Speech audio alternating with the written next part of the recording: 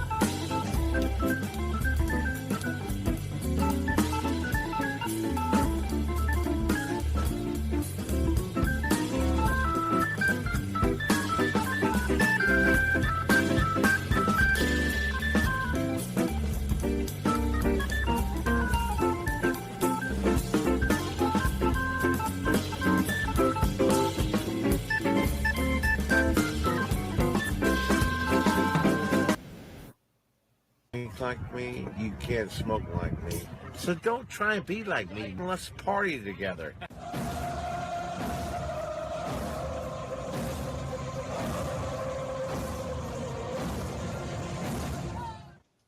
There's something kind of about a kid that's never played baseball. We have been hoodwinked, bamboozled, and flat out deceived. Why did you get so drunk? You got drunk. I'm just really exhausted. What's in that cup? Rum and Cokes. Do you have any idea how important this is? Trying to save the pub call. Really, this is what you're doing? This is what you're doing?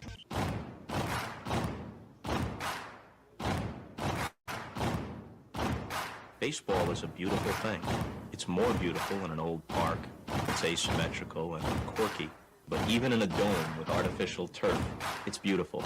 The way the field fans out, the choreography of the sport, the pace and rhythm of it, the fact that that pace and rhythm allows for conversation and reflection and opinion and comparison. In right field, the crowd is tormenting Strawberries, singing Darryl, Darryl. Little roller up along first, behind the bag. It gets through Buckner. Here comes Knight, and the Mets win. And there's a fly ball deep to left. It's on its way. There it goes, and the Yankees are going to the World Series. Aaron Boone. Ground ball stabbed by Folk. He has it. He underhands to first for the first time in 86 years. The Red Sox have won baseball world championship. Can you believe it? It's a pastime, something you do. It's entertainment, something you watch. And it's a shared experience, something you talk about and read about. But you can apply those same three criteria to other things. What makes baseball special is that it's the best game that's ever been devised. Smith corks one into right down the line. It may go. Go crazy, folks. Go crazy. Sure as God made green apples, someday the Chicago Cubs are going to be in the World Series. A little bouncer slowly toward Bryant. He will glove it in front of Rizzo. It's in time. And the Chicago Cubs win the World Series. Cubs win. What a lucky break. The good Lord wants the Cubs to win. How can you not be romantic about baseball? If baseball is about caring, about loyalty and rivalry, Braves fans are on their feet hoping for some kind of a bleeder or a seeing eye single. Here's the 1-2 pitch. Fastball hit high and deep down the right field line. It's going back, back, back. Is it fair? Is it zip, boom, bam, it's gone. Ram-a-lam, ding dong, a 3-run shot, and your Atlanta Braves have taken a 1-run lead. A banger, and she's gone, baby. There's a very peaceful thing. It was created and played in pastures and meadows. There's grass, there's outdoors, there's everything that people thought was American and feel about America you get in a ballpark. And it's the wonder of walking through that dark tunnel and seeing a huge open space where men play the little boy's game.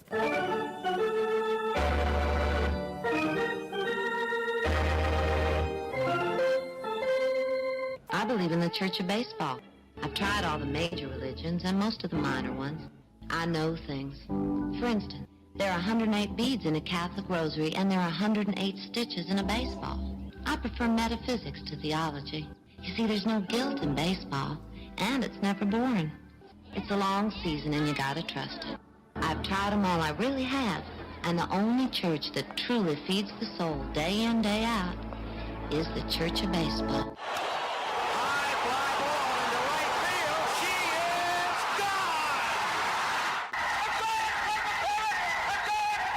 Swung line drive left field. 1 run is in. Here comes Reed. Here's the throw to the plate. He is safe. You're in Braves country.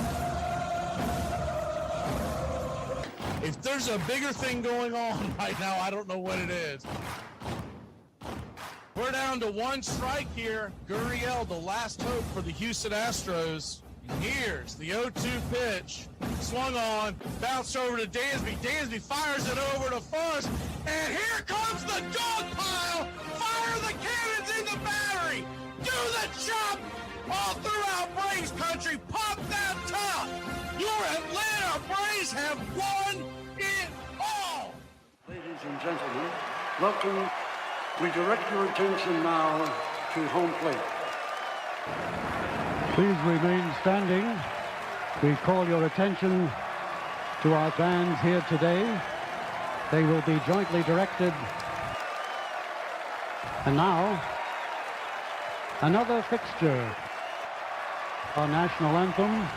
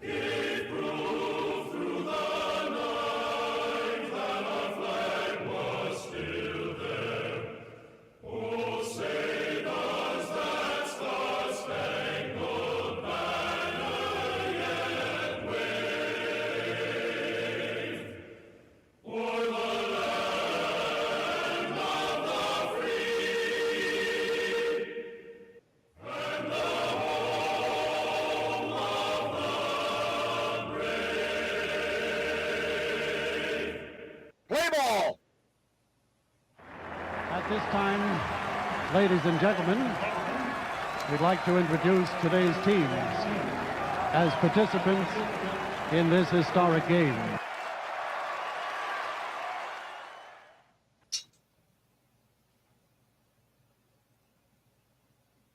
You're in Braves country.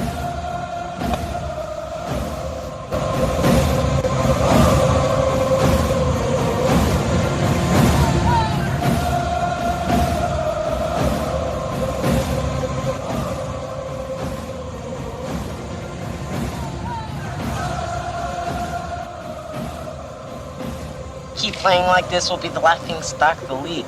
All right, boys, let's get back to basics. This is a baseball. The object of the game is to keep the baseball within the confines of the... You're in Braves country.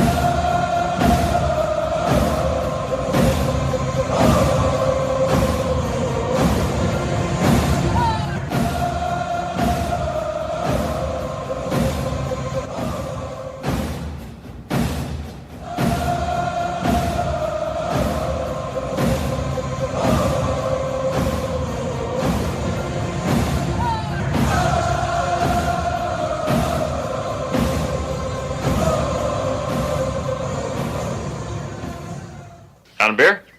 7 o'clock in the morning. Scotch? Hey, howdy, hi, and how the hell are you? Pull up an armchair, girls and boys, and join us for Braves Country Baseball. You're listening live as the Braves are on the road. We're set to bring you pitch-by-pitch, play-by-play of your Atlanta Braves. Hi, I'm Mac McGee. It's time to put it all aside, get set for what should be a great day on Braves Country Radio.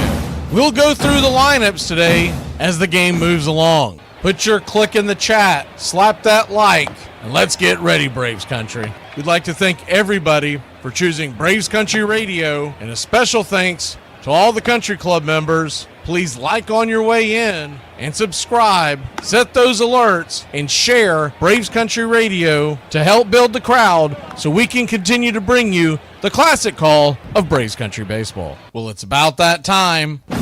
Grab you a cold one. Find you an armchair. Atlanta Braves Baseball right here on Braves Country Radio. Your modern-day superstation is in its 5th season of bringing you pitch-by-pitch, play-by-play of your Atlanta Braves and our one-of-a-kind production. Take us anywhere you go for over 170 Atlanta Braves ball games. Please like and subscribe today. Join the Country Club. Thank you to all the Country Club members. You help support Braves Country Radio. Get this bus moving. Stop. Come back. Too late. Roll call! Yeah, roll call! You're in Braves country.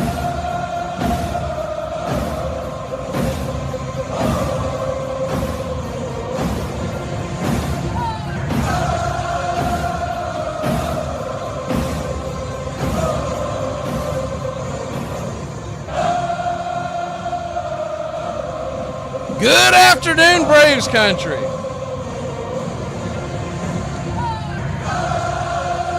What do they say if you want God to laugh, tell him your plans?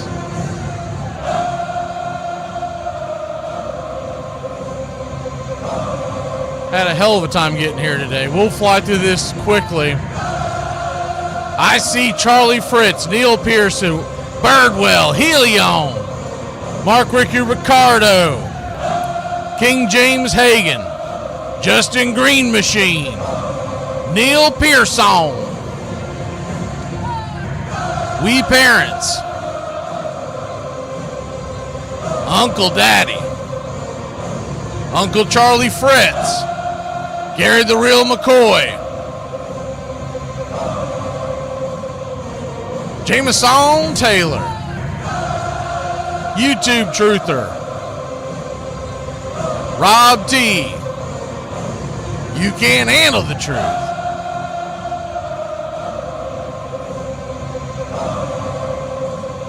Let's see who else we have in here today. I know it's usually slow going, the early going. Brian A. B.A. Baracus, Robert,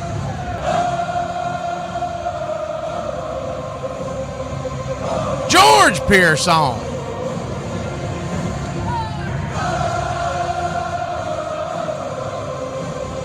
I think that's everybody. See if we have any latecomers coming in. Gladiator, good to see you. Randall Richards. My man Nathaniel Brooks.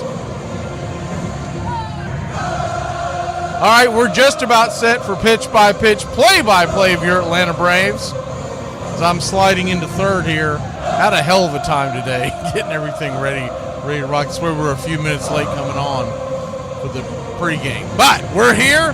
We're ready to rock out game number 3. Let's get a series victory. The rubber match. Braves, Brew Crew, Schwellenbach Day. I think I still have to put the emoji in. Let me get to that too. I'm flying solo today. We'll be back in a flash.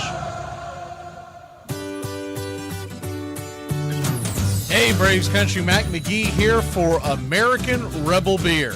America's patriotic light lager, all natural ingredients. Stand tall, be proud. The perfect beer to celebrate life, liberty, and your pursuit of the American dream.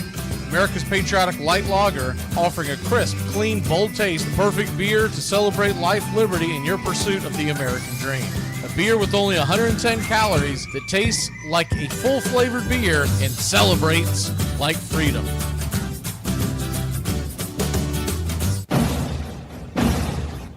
Hey, Braves Country, this is Mac McGee with Braves Country Radio. We are bringing you pitch by pitch, play-by-play of your Atlanta Braves all year long. Join the Country Club today. Help support Braves Country Radio. Join the Country Club today. It helps us bring you more of the game we all love. Braves Country Radio, your home for the classic call of Braves Country Baseball.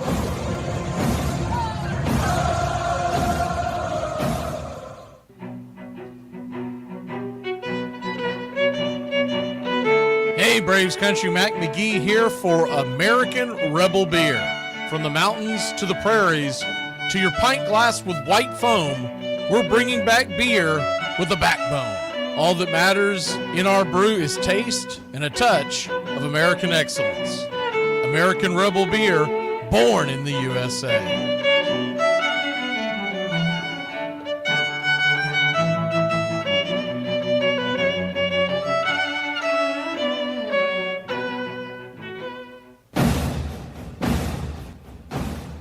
Ladies and gentlemen, we interrupt our program of dance music to bring you a special bulletin from the radio news. Sit quietly and we will control all that you see and hear. There is nothing wrong. You are about to participate in a great adventure. You are about to experience the awe and mystery. You unlock this door with the key of imagination.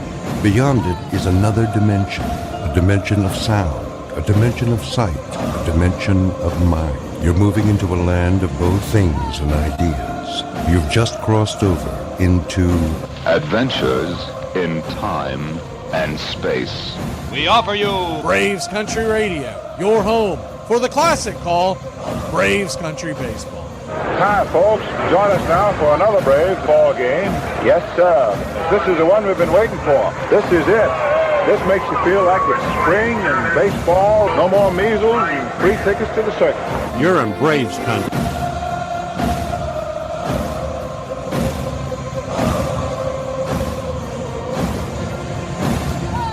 This is a reminder, disorderly conduct will not be tolerated. Please respect your fellow fan and refrain from any unruly behavior. Failure to comply with these guidelines will result in ejection.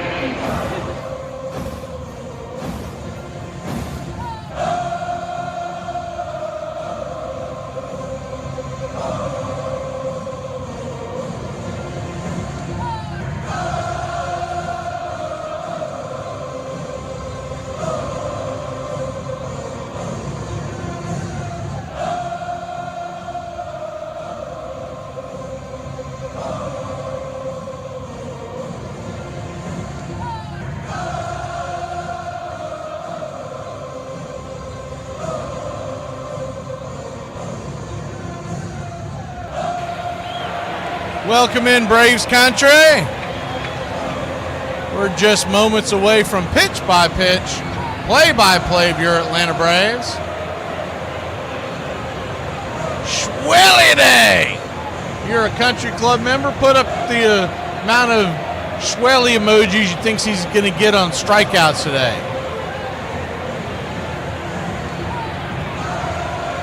I'm going with 8.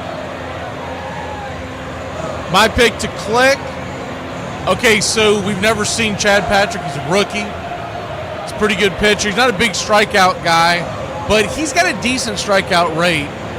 And what he's been really known to do so far this season is to just pitch really good baseball games, keep guys off the scoreboard. He's got an ERA below 3. So, all that being said, I'm going to go with the Drake to click. He's in the lineup today.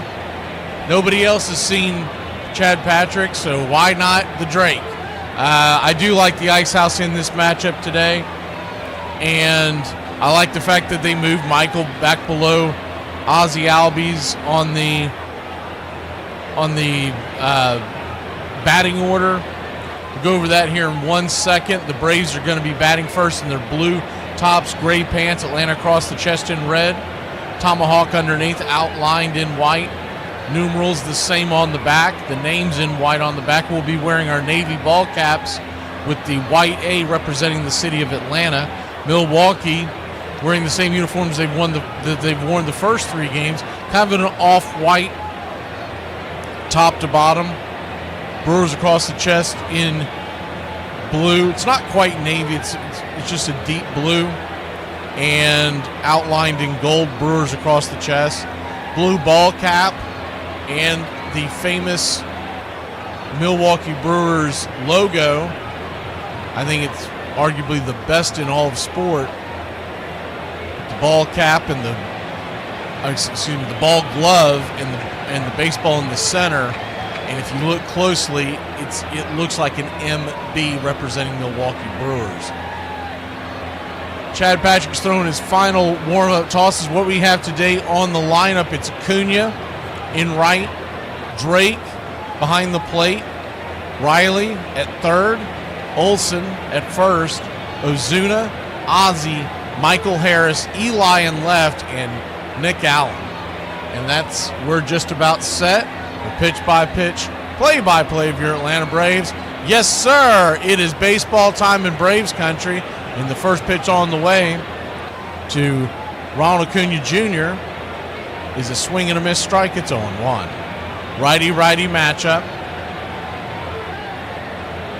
The 0-1 in the dirt, four-seamer, 1-1. Ronald Acuna Jr. standing in with a .333 average.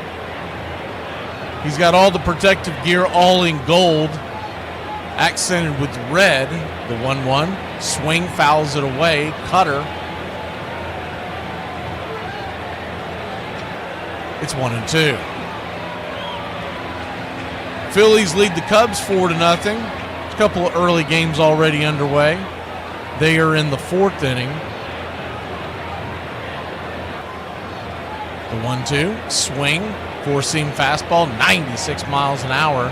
Fouls it back. We'll do it again. Other games going on right now. Pirates lead the Marlins 4-1. They're in the 6th, so good news there. And the Guardians 5-1 over the Reds in the 4th. The 1-2, swing, lifts it into right field. Giving chase is the right fielder, making a sliding attempt. Did he catch that ball? It looks like Sal Frelick caught that ball, and if he did, a heck of a sliding catch, one away. F9 in your scorecard. It was in foul territory, and he had to slide as he was slamming into the wall there down the right field line. Yeah, he made the catch. Man, did he put a pop into that wall. Stuck his left foot out to keep from hitting the wall dead on. First pitch on the way to Drake Baldwin is a four-seam fastball up top, fouled away, 96 miles an hour. It's 0-1. What you will see from Chad Patrick today, he's got 5 pitches. 2, we'll say 3 that he leans on very heavily. It's the 0-1. Fastball swung on, come back to the mound. Off the glove of Patrick, but he'll get the rebound and flip it to first. Quickly 2 away. Man, Drake Baldwin, when he first came up, that first at bat, he was always taking pitches. And some of these doofuses have gotten in his ear. And it's usually the second or third bat before you really see him put a good at bat on. I don't know if it's Tim Hyer. I'd say it's probably the players. The cut fastball and the four-seamer, he leans on that a total of 70% of the time. the sinker another 21% of the time. First pitch on the way is a cutter up top, 87 miles an hour. It's 1-0. Cutter comes in the high 80s, whereas his fastball mid-90s. The 1-0 to Riley, swung on, roasted up the middle, and that's a base hit. And your Atlanta Braves have gotten on board on the hit parade. Starts in here in the first inning. Good hit by Austin Riley. You're my boy, Blue! Blue, you're my boy! Worm burner up the middle in between the 4-6 hole. The other two pitches that he does have, Patrick does, is a changeup and a slider. They're more show-me pitches. They come in at about 10% of the time total. First pitch on the way to Olsen is swatted towards left. Lazy fly ball, and that'll end the inning. So Chad Patrick throws 10 pitches and gets out of the first. That's Braves baseball in 2025. We'll be back in a flash here on Braves Country.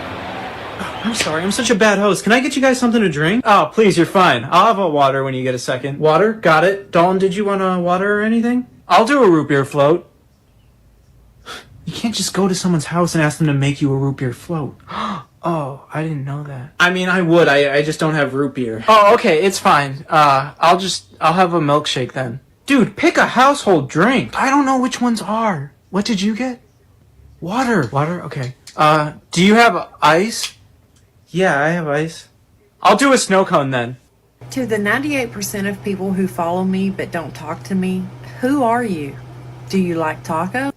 I ain't real proud of this, but damn, I've been drinking the out of them White Claws. I talked a lot of about them, but they kind of are nice. By the time I drink 15 beers, I'm so burpy and farty, I might need a spit up with a little and I drink liquor the same way I drink beer, and that's fast. Then the only one around here having fun is me and maybe a cop that gets a chance to kick my ass. He's got his taser out as soon as he shows up. Can't say I blame him. All he's heard is that there's a belligerent drunk 6'2" Sasquatch running around, and he is unpredictable at best. There ain't no brakes on this train. But them old claws, yeah, they taste about like you're making out with a cat that has a piece of fruit in its mouth. But I can put 12 of them down in a pretty reasonable amount of time. Biggest problem I see with them, though, is the price point. It's a little ridiculous to price a product that high in such economic times. It's arguably the hardest it has ever been out here for a pimp. No doubt about it, the 67 Sox will be becoming a team with championship dreams. It was a game in Fenway Park in late June against the Chicago White Sox when the Red Sox fell behind by a run in the bottom of the 11th inning, and Tony came up and hit a 2-run home run to win the game, and it was like an exuberance. Fans went crazy. They hadn't seen things like this in a long time.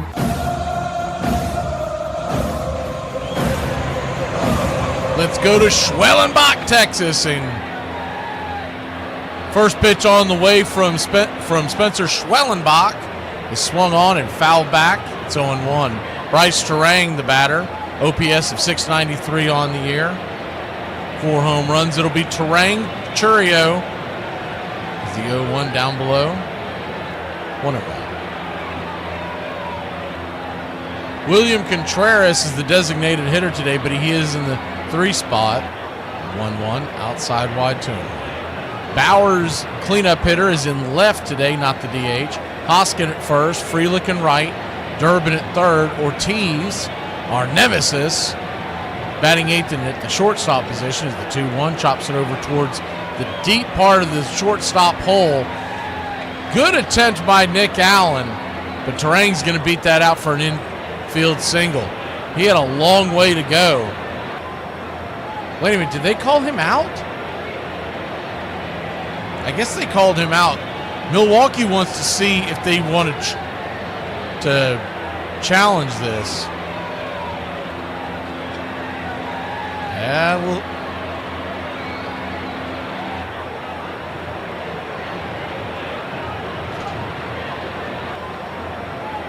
So I guess they're not going to challenge it? Is that where we're at? All right, we'll take it. First pitch on the way is swung on and fouled straight back. It's 0-1. The 0-1. Good play by Nick Allen to get that. I didn't think there was any way. Man, I'm telling you, he's safe. But we'll take it. The 0-1. Swung on, 99-mile-an-hour fastball. It's 0-2. I think it's one of those things where they don't believe they had enough to overturn it, so they didn't want to waste their challenge. And I get that. It's the first batter of the game. But you never know what a leadoff hitter can do in inning number 1. The 0-2 from Schwelly. Swing, slices it down the right field line, giving chase is Acuna. If it's fair, it's trouble. It bounces off the wall, and Churrio's heading to third. Acuna had a hard time getting the ball off the wall, and it's going to be a stand-up triple for the Brewers. So thankfully, we got that call before that, because that would have been a run for sure. See what happened here. It bounced high off the wall, and then just kind of caromed weirdly. I think Acuna thought it was going to come off the wall high, and he's going to be able to grab it. Instead, kind of kicked around like a pinball. 1 on, 1 out. The Braves will bring the defense in. Schwellenbach with a 6-pitch mix. He throws a 4-seamer, a slider, a split, a cut, curve, and sink. The first pitch on the way, swung on, chopped over towards Riley. Riley's got it. He guns it to home, and he got him. He got him with a good throw down to Baldwin. Baldwin applies the perfect tag. 2 down. The batter will make it down to first on the fielder's choice. Only thing you would like to see Baldwin do there differently, if you're following along with video, is he sticks that glove out there and that foot comes in. It's so easy to have that ball kick out. You'd like to see him, because he had the opportunity to meet him and tag him up before he can ever get to that point. But other than that, a great play by the Braves defense. First pitch on the way is a ball in the dirt to Bowers, the left-handed hitting Bowers, who hit a home run in this series. It's 1-0. Runner at first, 2 outs. Schwellenbach, 9 pitches in, the 1-0. That splitter's in the dirt, 2-0. So a bit of a rocky start here by Schwellenbach, but defense has made a couple of good plays. The 2-0 to Bowers. Fastball swung on, chopped over to Ozzie. Ozzie has it, and that'll get us out of the inning. So all in all, a great job by Schwellenbach to dance around danger, and a fabulous job by the defense of your Atlanta Braves. They always say that you only live once. And that is such a relief. I cannot do this a second time, thank God. My mom isn't wearing shorts or underwear under her dress. That's what my daughter just said to the salesman at the mattress store. We went to look at mattresses, and I have a white dress on. And I made a strategic decision before I left to not wear anything underneath it, and my kids saw. Mistake number 1, they saw it. And mistake number 2 is I didn't fully answer all of their questions before we got out of the car, so they still didn't understand that it wasn't something that we should share. So fast forward to walking into the mattress store, and they shared that information immediately, just freely with that guy. So needless to say, it was challenging for me to lay on the mattresses, especially knowing what he knew at that point. And then we didn't buy one because we left pretty shortly after that. 5 out of 10 would recommend this dress. It's a cute dress, but you just can't wear anything underneath it. 0 out of 10 would recommend having kids.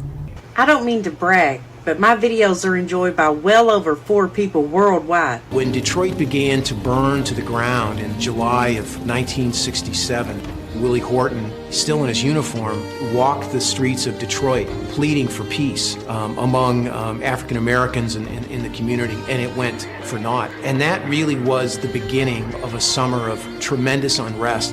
While the country struggled with racial issues, baseball offered the nation a model to follow. It never was an issue, and I don't think it hardly ever is an issue in baseball. It's colorblind. It's been colorblind since Jackie Robinson broke in such a long time ago. Welcome back. Marcell Ozuna leads us off. First pitch, 95, high and tight. It's 1-0. Couple latecomers we want to shout out to. Harlan County, Tree Nug. Thought I saw another one that joined in a little bit late. Darrell and his other brother Darrell Little, the 1-0. Cutter outside wide, 2-0. So a 2-0 count.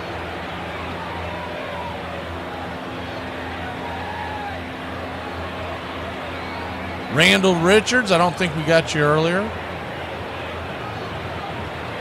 The 2-0 to Ozuna, swing and a miss, 2-1. Every time I see Randall Richards, the double R, I always think of, y'all grew up playing Monopoly like I'm sure most of y'all did. I always think of Reading Railroad when I see that double R. The 2-1 cutter way outside wide, 3-1. So if I start calling you that, Randall, that's the reason why. And to clarify, because we've had a few people say some things over the last few weeks, the 3-1 swing, slices it back, full count. You don't get a nickname unless you're liked. So just to clarify that, Ricky Ricardo, Mark.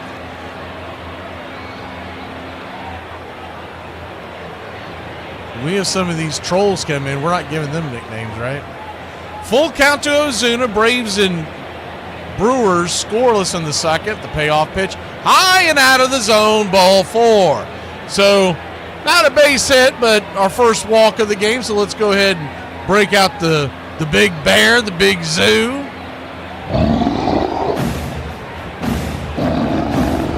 He's got that hip tear and he's playing through it. You got to respect that.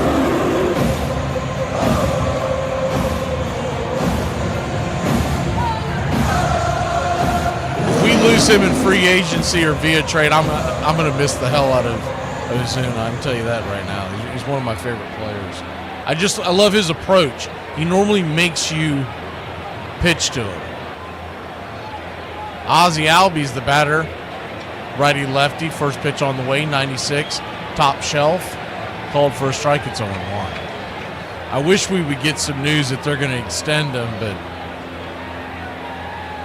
probably isn't going to happen. The 0-1 count. Brings it inside, 0-2.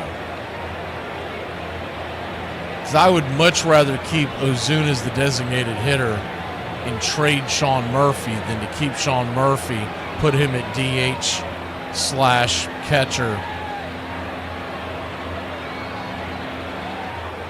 I just think we're much more dangerous with Ozuna in the lineup. The 1-1, down and in, 2-1. And he's really, over the last few years, he's gotten so much better at taking pitches. Gary the Real McCoy, I don't think I saw you earlier. Maybe I did. Mine's the first thing to go. Billy Bob Gonzalez. That is a long, we're going to have to come up. I guess it'll be Billy Bob for now. 2-1 count. They set up out wide. The pitch. Man, I don't know about that. They called that a strike. It was not a strike. It was well off the plate. And Ozzy's already given it to him. Your home plate umpire, Doug Edding. He's known for a low, wide strike zone. Pinch is high. The 2-2. Swing and a miss, strike 3. So a bad strike call by Doug Edding really put a damper on that at bat by Ozzy. He was going to have a 3-1 count there. And you're talking about a much different pitch selection for Patrick if he's got a runner at first, nobody out, and a 3-1 count. That'll bring Michael Harris II to the plate.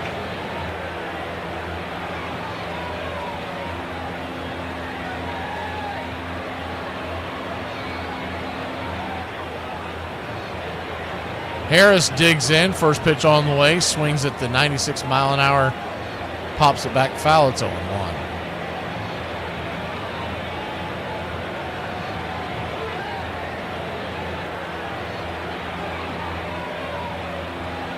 Helion, you changed your nickname 47 times. It's hard to keep up with yours. The 0-1 pitch. Outside wide. 1-1. If I was going to give you a nickname, it'd probably be PETA, and you could figure out what that acronym is. 1-1 count.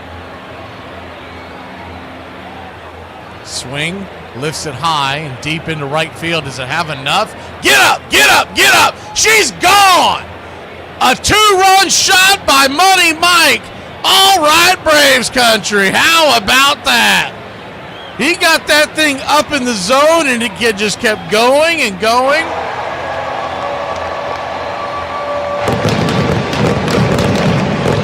His 5th home run of the year. That's all right. My name is Money Mike. All right, then. Use your eyes. This ain't for play. I don't do this for fun. Might want to shave. Might want to shave somebody else. Never know.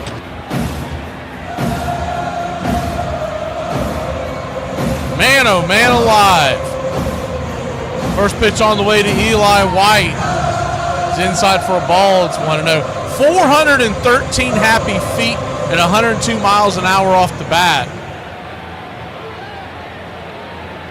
The first pitch on the 1-0 on the way is swung on, chopped over towards first. Good play by Hoskins. He turns, spins, flips it to Patrick covering the bag. 3-1 put out, 2 down. Braves lead it 2-0.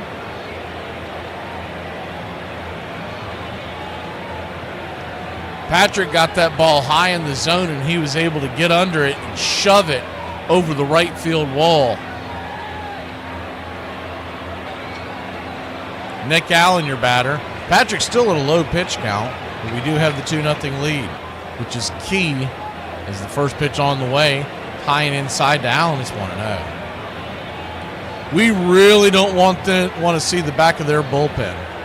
And the Brewers are calling up their best pitching prospect tomorrow. So if this game gets a little out of hand as the 1-0 pitch, 95 down and away, ball 2-0. You could see a scenario where Milwaukee kind of punts the game because they want to protect the youngster coming up. And they're playing the Cardinals, division rival, 2-0 down and in 3-0. So if we give them an excuse to pull out the white flag and play snickerball, what was he called? Doesn't want to chase wins? Pat Murphy would probably, with a 4-game series come up against St. Louis, is a 3-0, 94. Right down the middle, about letter high. Good take by Allen. 3-1. 3-1 to Allen. Swing and a miss, 95 inside, 3-2. He took a fastball last night and shoved it down the third base line for extra bases, did Nick Allen. You got a payoff pitch. Acuna standing on deck. 2 outs. Here's the payoff. Swing! Fouls it back. Do it again.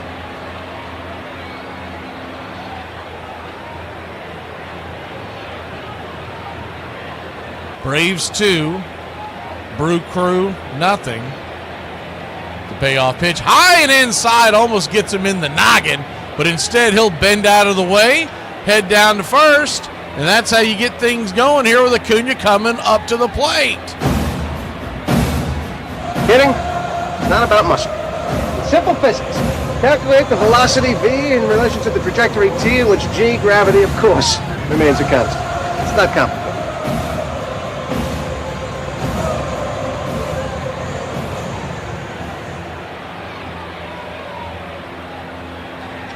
Pitching coach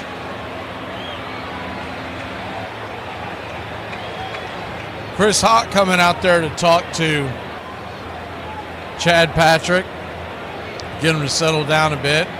2 across already. There are 2 outs. Acuna coming to the plate. He just wants to make sure the youngster's not going to go in there and just lay a tater in there.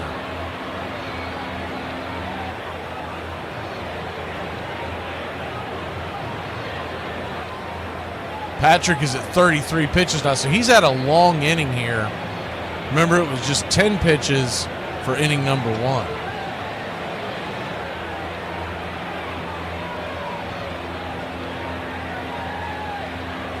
Back to work. Acuna digs in. First pitch, swing and a miss at the 95-mile-an-hour fastball. It's 0-1.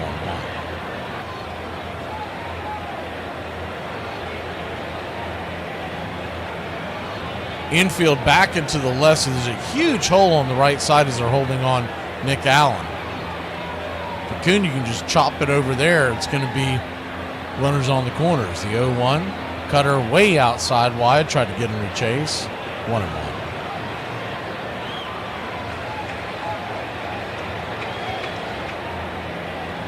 One count.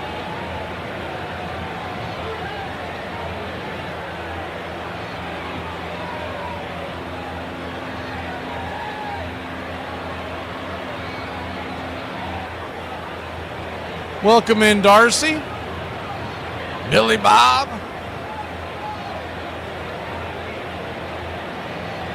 The 1-1. Swing! That ball slapped into left field. That's going to get down for a base hit.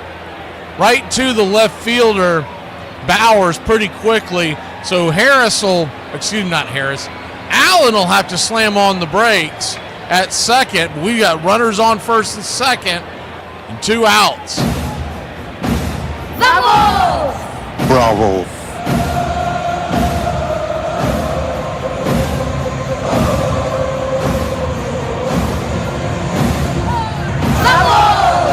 Bravo.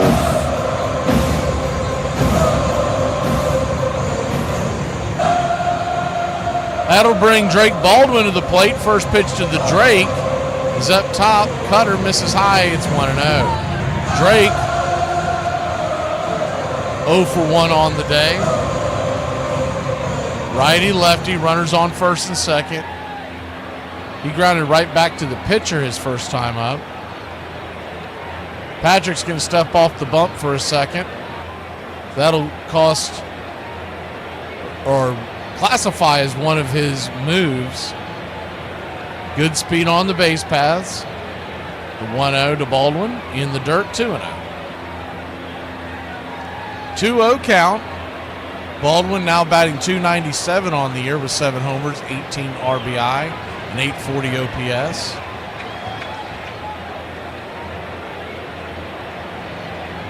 The 2-0. Patrick looks back, Allen. Here's the pitch. Swing! That ball slapped over to left field. That's going to get through for a base hit. That's going to get down, and here comes Nick Allen around, and the Braves have taken a 3-0 lead. We've got runners on the corners. Still 2 outs in the inning. All this being done with 2 outs. How about that? Good piece of hitting there by the Drake.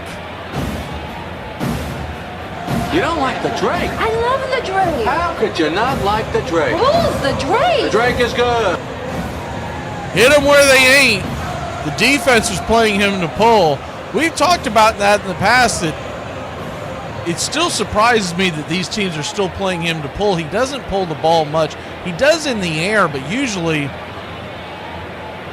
as the first pitch on the way to Riley is up and in for a ball. It's 1-0.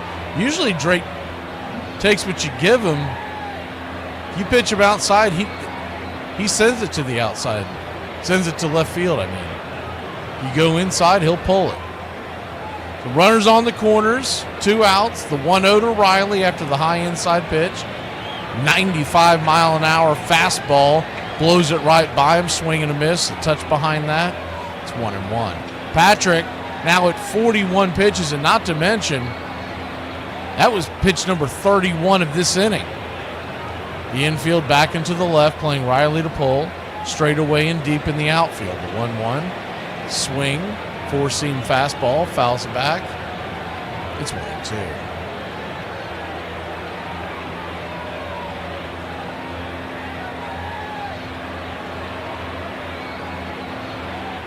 One-two count. There's Colby Covers. Haven't seen you in a bit. The 1-2 to Riley. Swing and a miss, strike 3. That'll end the inning. Riley down on strikes, but not before your Atlanta Braves put 3 on the board. 2 by Money Mike and 1 by the Drake. We'll be back in a flash here on Braves Country.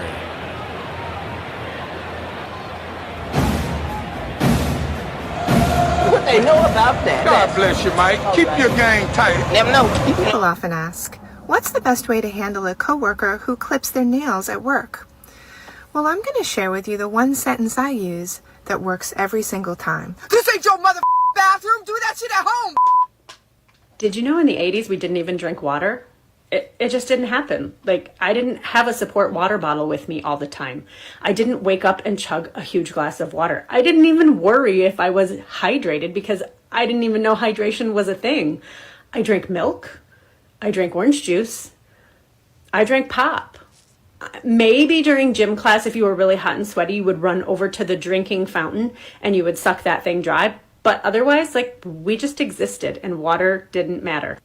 And the whole nation wanted to see Mark Fidrich. Now, keep in mind, this is in the 70s. You don't have all the highlight shows. You don't have satellite feeds. People outside Detroit wanted to see this kid who was a phenom. So he winds up pitching on Monday Night Baseball. And Uke is in the booth. I'll tell you, this is one of the funniest guys probably that I've seen come along in baseball in a long time. He's got outstanding stuff, though, Bob. He's won 7, lost 1. Now, each time he gets the ball back, when he gets set to bring it on, when he gets set to go to his delivery, you'll see him mumble a couple of words to the ball. And what he's doing, he's telling the ball where he wants it to go. If he throws a slider, fastball, that sinking fastball, if he's trying to hit the outside, that's what he... You know, the one thing I think a lot of people wonder about a youngster like Mark Fidrich, he's 7-1. He got all the antics out the mouth. He's talking. He's telling the ball where he wants it to go. Think that doesn't bother you as a hitter? I'm telling you, it's got to. Come on, ball, right down there. Oh, Mark Fidrich continues to sail along. 1 out in the Yankee 6. That's one of the reasons they call him the Bird. Named him after the bird on Sesame Street. Tall, lean, and he's got webbed feet. No, that's not true. Well, look at that young guy talk to himself. I'll tell you, if that ball starts talking back, he's in trouble. Welcome back. First pitch on the way. It was a strike to Hoskins. The second one is blasted into the left field seats. And the Brewers have cut it to a 3-1 lead. Schwellenbach coughs up a run right after the Braves grab 3. You'd love to see a shutdown inning. But honest engine, that sinker that he just took out, that was down and in. Wasn't a terrible pitch. And to a right-hander, normally they don't go down and get that. That was inside. But Hoskins, if you watch it again, he's standing a little bit off the plate. So it's kind of into his wheelhouse, as opposed to if he was a little closer to the plate, it would have jammed him. First pitch to Frelick is right there, first strike. It's 0-1. Righty-lefty matchup. The 0-1 is peppered down the left field line, but foul. 0-2.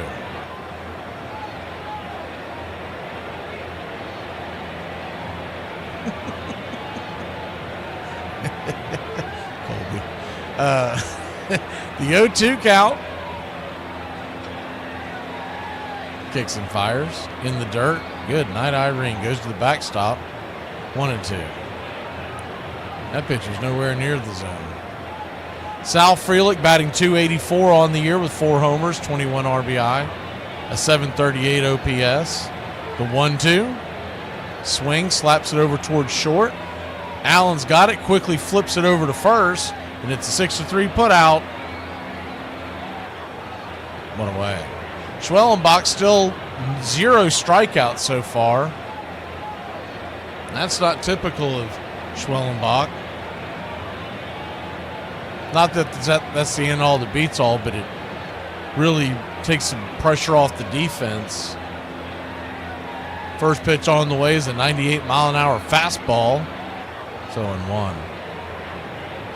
The velocity's there today. Just seems like he's a little bit off on his touch. The 1-0 swung on, foul back. It's 0-2.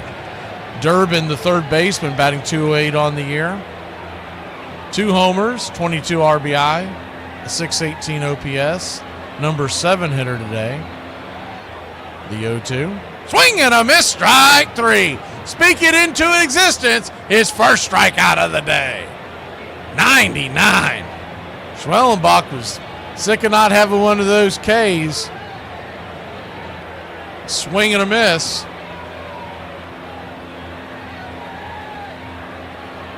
Two down.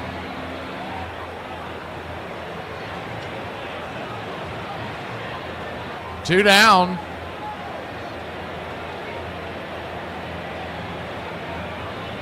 Ortiz, the batter, and he has been a pain in this series. 3 for 6. The guy who came into this series batting 183, he takes the first pitch and bangs it foul down the line, follows it up with another foul ball. It's 0-2. Righty-righty matchup. The 0-2. Swing, pops it back, foul, will do it again. Biggest problem with Ortiz, he doesn't have a ton of pop in his bat, but he can fly. He's been hitting the ball where they ain't and getting extra bases. 1167 OPS in this series. The 0-2, swing, chopper back to the mound, and that'll get us out of the inning. Schwellenbach to Olsen, 1-3 in your scorecard. We'll be back in a flash. Braves lead it 3-1. Middle of the order due up for your Braves. I would like your undivided attention, please. You couldn't handle my undivided attention.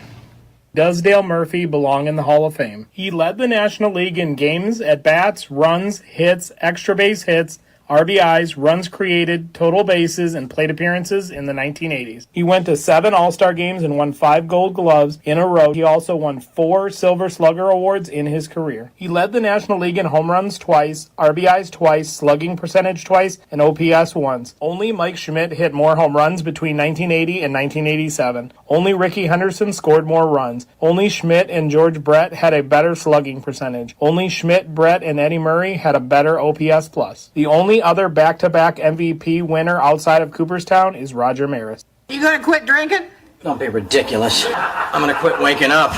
To boost their gate receipts, the owners decided that the 1919 World Series would be a best-of-9 game contest. The first game was held in Cincinnati. Eddie Cicotte, ordinarily a master of control, hit the first batter in the back. Then he threw wild, bobbled a grounder, ignored his catcher's signal. Swede Risberg ruined an easy double play by failing to step on the bag. Joe Jackson threw wide from the outfield and seemed to slow down to miss balls near him. Cincinnati won 9-1. This contest between the Reds and the White Sox is something that is concentrating the nation's attention and its faith.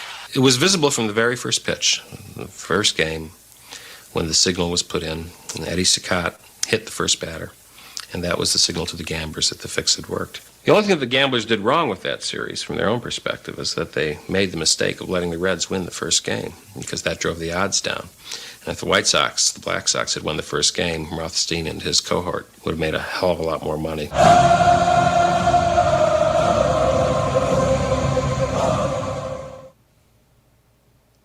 Welcome back. First pitch on the way to Matt Olson. Misses for a ball. It's 1-0. Righty-lefty matchup. 1-0. 94 up top. 1-1. Good to see you, Kenny.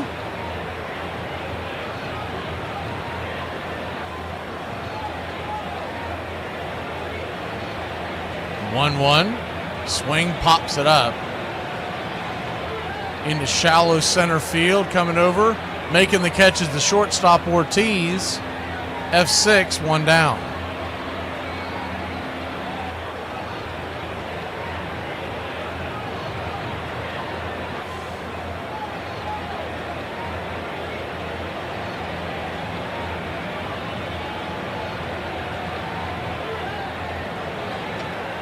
So 1 down to start the top of the third inning. The Braves lead it 3-1.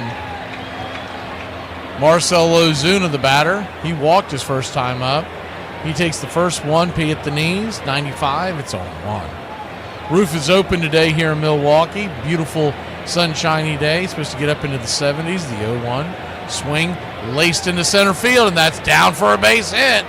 And the Big Bear, the Big Zoo, getting things going here in the top of the third. All right, Braves country.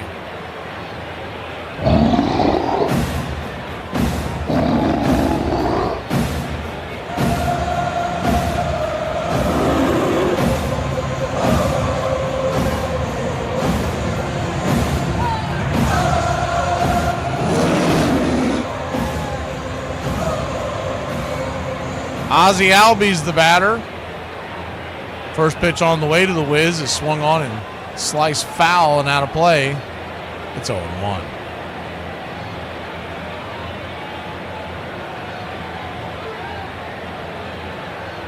The 0-1.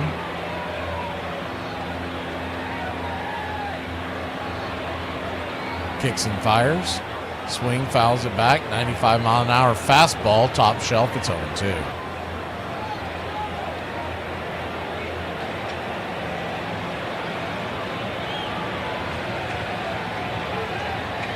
Oh-2 count.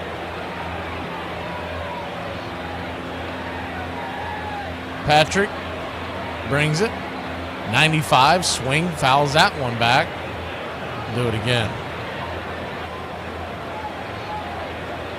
We'll change the view to the action view as the double play is in order. Infield back into the right. The outfield shaded towards left. The 0-2 to Ozzie. Swing and a miss, strike 3. Cutter got him. 2 down. Man, if Ozzie could get around on one and drill it down the right field line, Brewers are playing him so far over to the left, he would run for days.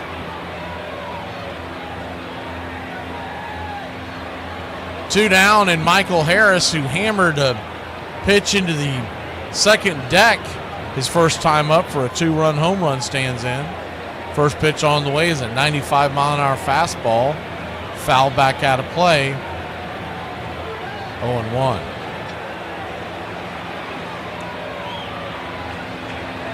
The 0-1. Comes set. Patrick brings it. Swing, chops it off his instep. It's 0-2. Patrick sitting at 54 pitches, and that really got a piece of Michael. He's bent over. I believe he's okay, but he needs a second to rub some dirt on that sucker. He's bending over. So he's taking his helmet off. Got him right there where the shin guard is, it appears. Trainer has finally come out there to take a look at him.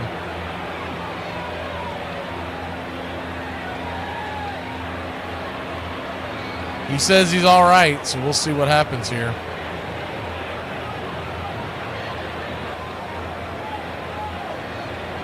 Taking a look at it one more time as he gets ready. Oh, no, he got him on the back of the calf on the right leg. So an 0-2 to Michael. Runner at first, 2 outs.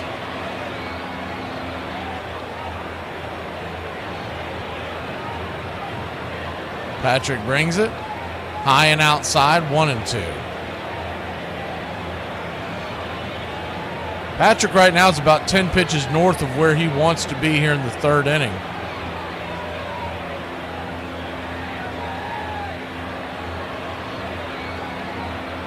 The 1-2, swing and a miss, strike 3. Chase one down around the ankles off the plate.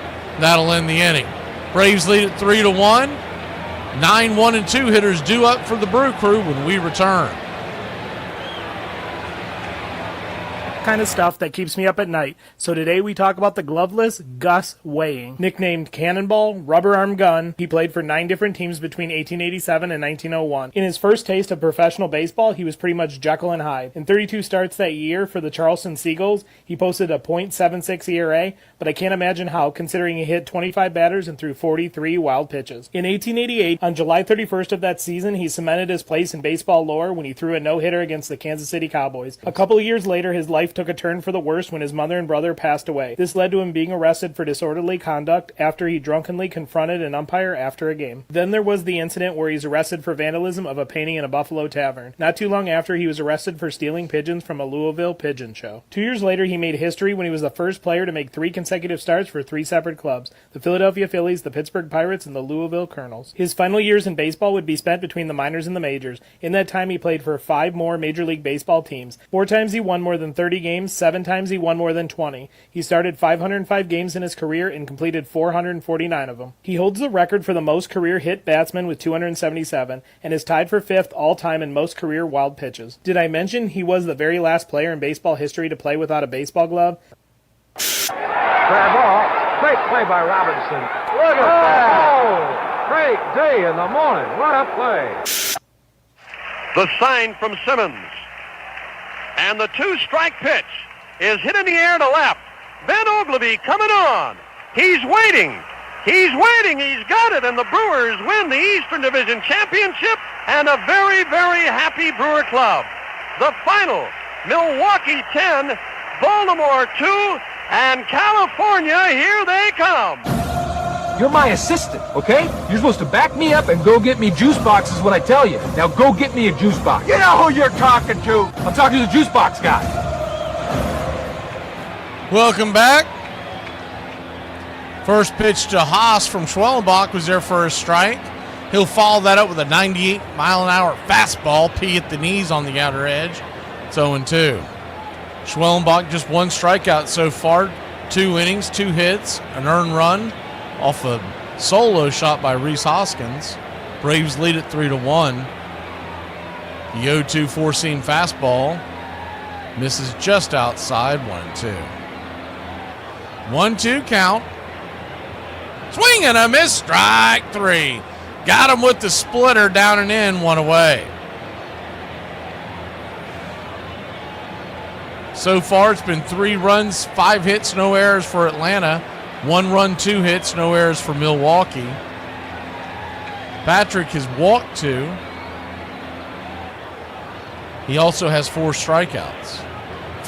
Philadelphia leads the Chicago Cubs 6-1 in the out-of-town scoreboard. They're in the bottom of the 6th. First pitch on the way to Terang. There's a swing and a miss. It's 0-1. The 0-1 swung on, sliced it back foul, 99 at the knees. It's 0-2. Couple other games going on in the out-of-town scoreboard. We'll get to them here in a second. A little update. The 0-2. Tried to get him to chase that curveball. That was a good curveball. Terang did a great job of holding off on that one. That went down around the kneecaps. The 1-2. Swing and a miss. Strike 3. Got him with the splitter. 2 down. Good pitch by Schwellenbach. Pirates lead the Marlins 5-2. They are in Pittsburgh, and they are in the 8th inning. Actually, they just went to the 9th. Guardians all over the Reds, 11-2. After being shut out by Cincinnati last night, they've got a little revenge today. First pitch on the way, swung on, chopped over to Allen. Allen's got it, fires it over to first, and that's a 6-3 putout. That's also a 1-2-3. 2 strikeouts in the inning. We'll be back in a flash. Braves 3, Brewers 1. Here on Braves Country. Anybody else just kind of feel like their check engine light is on and you're just like, nah, this is fine? The amount of people who stand in the absolute middle of the aisle in the grocery store. What are you doing? Pick a side. I hate you. Hey Braves Country, this is Mac McGee with Braves Country Radio. We are bringing you pitch by pitch, play by play of your Atlanta Braves all year long. Please like and subscribe today. It's free and it helps us bring you more of the game we all love. Braves Country Radio, your home for the classic call of Braves Country Baseball. Somebody just came up to me and asked me what I do for a living. I said, mind my damn business. They hiring too. You want me to get you an application? Cincinnati took the 4th game 2-0 behind the superb pitching of Jimmy Ring. Eddie Cicotte had pitched well for the Sox, but once again, he made several devastating errors in the field. There is no alibi for Cicotte.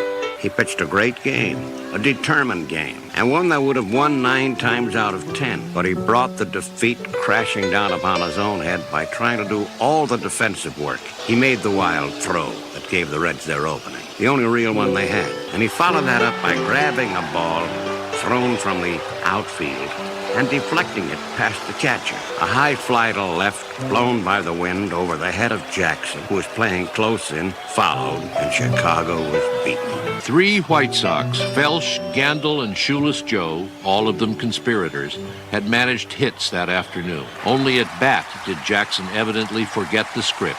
He would bat .375 in the series.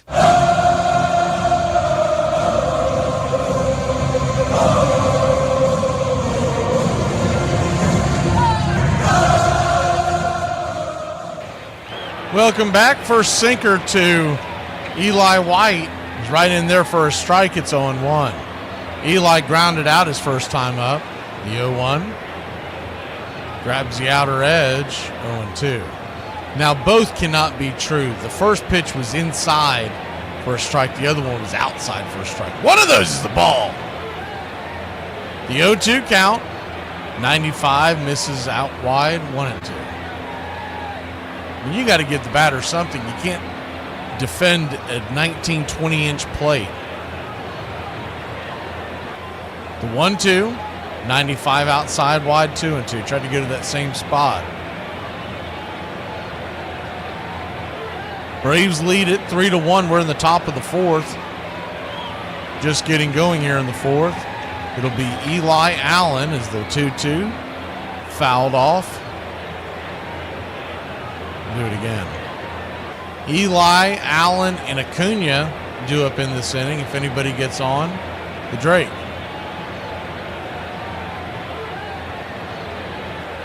The 2-2. Swing, pops it up down the right field line. Looks like it's going to stay in play. And a leaping catch by Sal Frelick. Man, that guy's making it look easy out there today. One away. Good defensive play. Not sure if he really needed the leap. But we'll give him a 9.5 for show.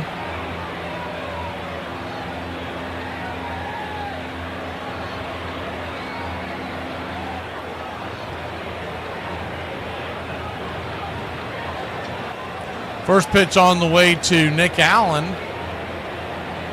is off the plate for a ball. It's 1-0.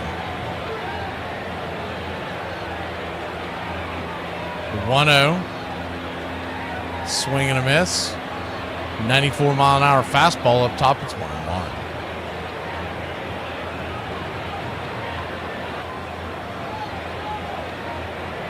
1-1. One count. 94. Misses wide. 2-1. 2-1 count. Braves lead at 3-1. Allen walked his first time up. The 2-1 pitch. Swing, slaps it towards right. That's going to get down for a base hit. Cut off by Frelick. Wouldn't you know, that was heading towards the gap, but a good defensive play by Frelick. Nick Allen, nonetheless, has a one-out single to get us going. Hitting? Not about muscle. It's simple physics. Calculate the velocity v in relation to the trajectory t, in which g, gravity, of course, remains a constant. It's not complicated.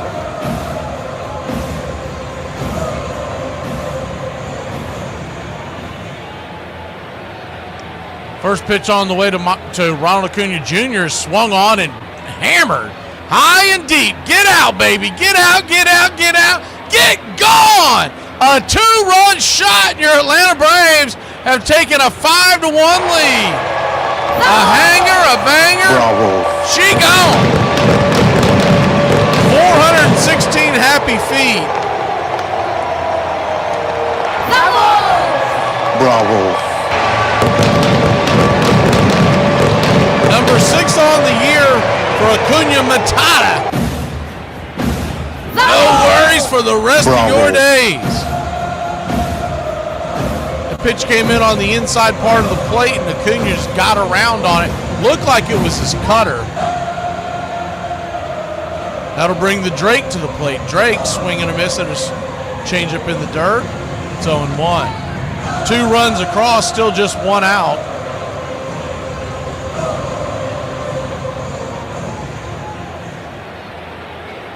The 0-1, high and inside, 1-1. 1-1 count.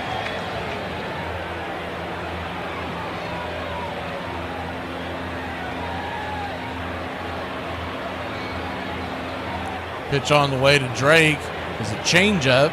He bangs it down the first base line. It's 1-2.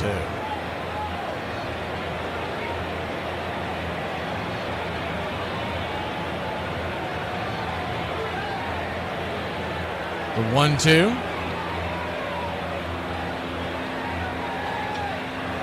Swing and a miss. Chased the changeup well off the plate. 2 down.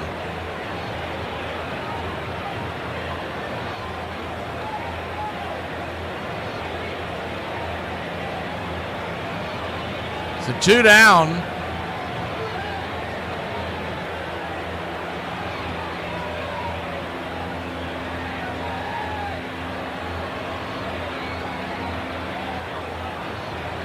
First pitch on the way to Austin Riley. He pops the slider up.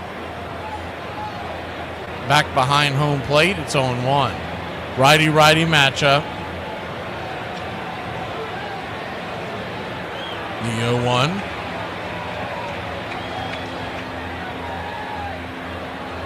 Brings it way high inside. Close shave up top, it's 1-1. 1-1 count. 2 down here in the top of the 4th. Standing on deck is Olsen. 1-1. Swing and a miss of the slider. It's 1-2. Braves head home after this one. We get the Colorado Rockies for a home series this weekend. Then an off day. And then in come the New York Mets for 3. 1-2, down and away, 2-2. You got a night game on Friday at 7:15, a late afternoon 4:10 tilt on Saturday, and 1:35 on Sunday. We'll have them all right here on Braves Country Radio. The 2-2 from Patrick brings it. Swing, chops it up the middle. Ortiz has it, the shortstop. He'll flip it to first. 6-3 putout, and that'll end the inning. But not for your Atlanta Braves. Put 2 more on the board. It's 5-1. Time to hold the fort. Schwelly. People often ask, what's the best way to handle it when you hold the door for someone and they don't say thank you? Well, I'm going to share with you the one sentence I use that works every single time. You're welcome, you f***ing ungrateful bitch! Hey, what do you call your mom's sister? Aunt Connie? Ant? Aunt Connie. An ant is an insect, a little insect. Yeah, it's Aunt aunt. Connie. Aunt Connie. You sound so proper. It's my aunt. That's because it's aunt. It's aunt. You say aunt though. Aunt. Honey. Honey, I don't like aunt. Bob McClure has been on since the 7th. He came on with 1 on, 1 out, and got Jackson to hit into a 4-6-3 double play. He is 2-2 for Baylor and coming back. A swing and a drive to deep left center. Back goes Edwards on the warning track against the wall. Yes, he's got it for the 2nd out.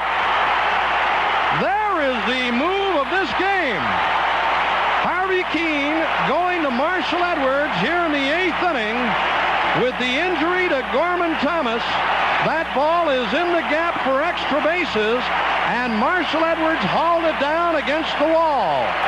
Ben Ogleby would never have gotten to that ball.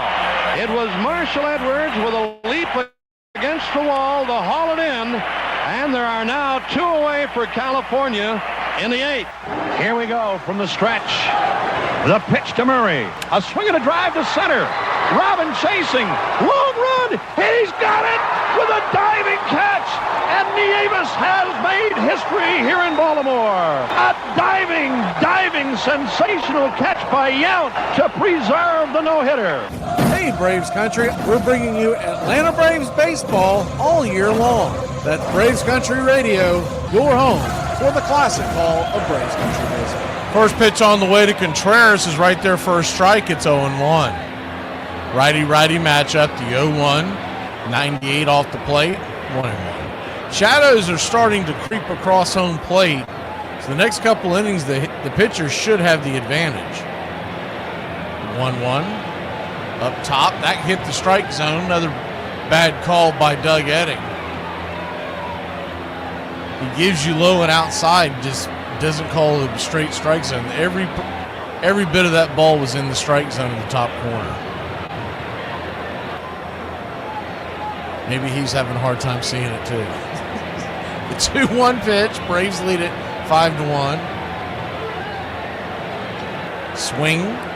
Got a piece of it. 2-2.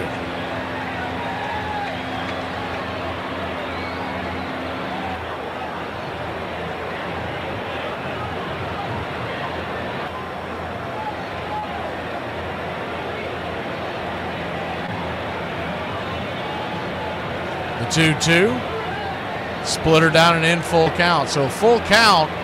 Last thing Schwellenbach wants to do here is walk the leadoff runner with a 4-run lead. The payoff pitch. Swing and a miss. Strike 3. 99. High and tight. One away. Good pitch. Let's see if we can clear the screen up for you. They keep lagging behind.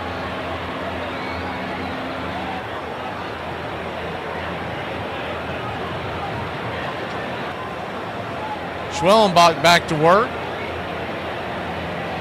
First pitch is right there for a strike to Bowers. It's 0-1. Righty, lefty. Bowers, 5 home runs, one in this series, the 0-1. Swing, hits it up the middle. Allen has it. He'll flip it to first and quickly 2 away. 2 up, 2 down. Schwellenbach at 41 pitches. Someone was asking at the break, I believe, or at least that's when I saw it. Schwellenbach now at 4 strikeouts.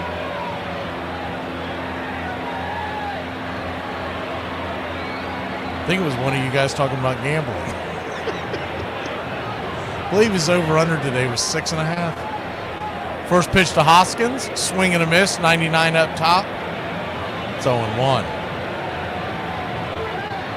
Hoskins belted a solo shot for the 1 Brewer run today, his last time up. The 0-1, swing, another one. Bang. Into left field, going back on the track. Making the catch. He just got under that one. That's the same pitch, though. Quit throwing him that pitch in that spot. Good night, Irene. We'll be back in a flash here on Braves Country.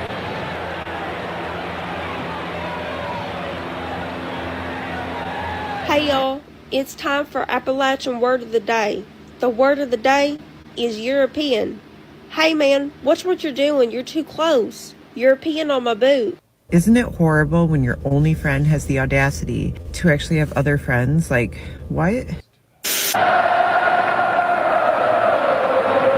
John Smoltz trying to nail it down and win his 6th consecutive game and nail down a division title as well. No balls and 2 strikes to Caminetti with Gonzalez the runner at first. And a ball bounced through the middle. Belliard hustling. His throw to first is in. Braves looking for their first division title since 1982. And Yohar Cedeno with 2 out and Gonzalez the runner at second. And here's a fly ball hit to right field. This may do it. Justice is back. It's over. The Braves win it.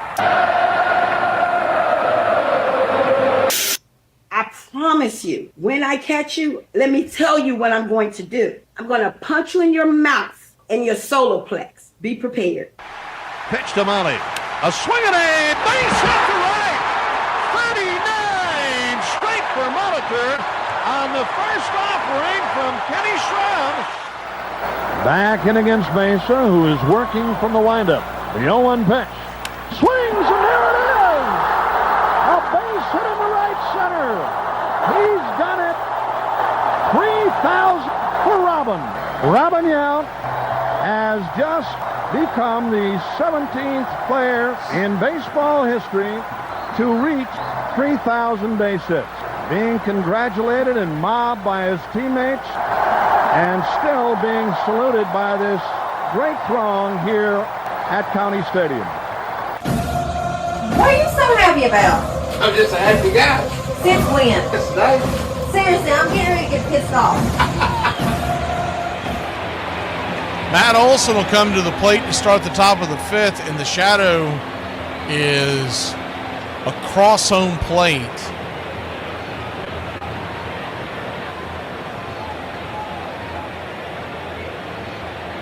The pitcher's mound fully into sunshine, so this will be the most difficult inning for the Braves to hit.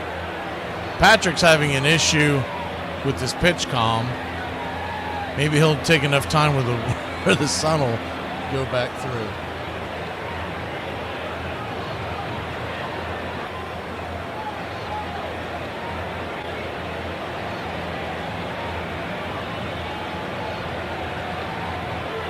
Matt Olson stands at the plate. Righty lefty, first pitch on the way is a cutter down below the knees. It's 1-0.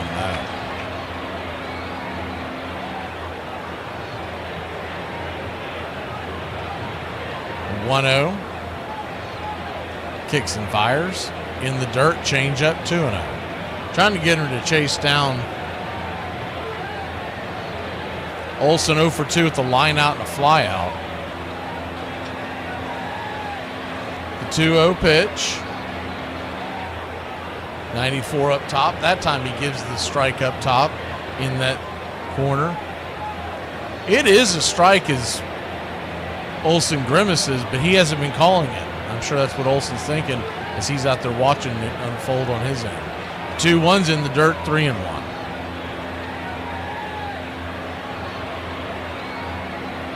Three-1 count to Matty. Line out and fly out. 14 home runs on the year. The pitch. Outside wide ball 4. So he'll head on down to first base.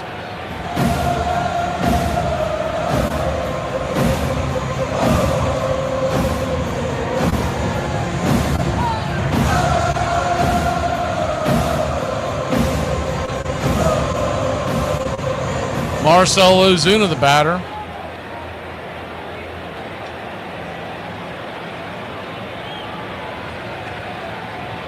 First pitch on the way to the Big Zoo is swung on and fouled down the right field line, but out of play. It's 0-1. Ozuna walked and singled to center. He's 1 for 1, batting .260 on the year.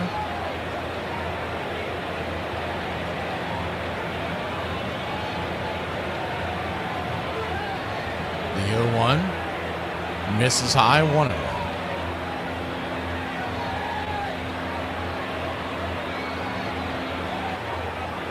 1-1 count. Nobody out. Patrick brings it. Swing and a miss at the slider in the dirt. 1-2.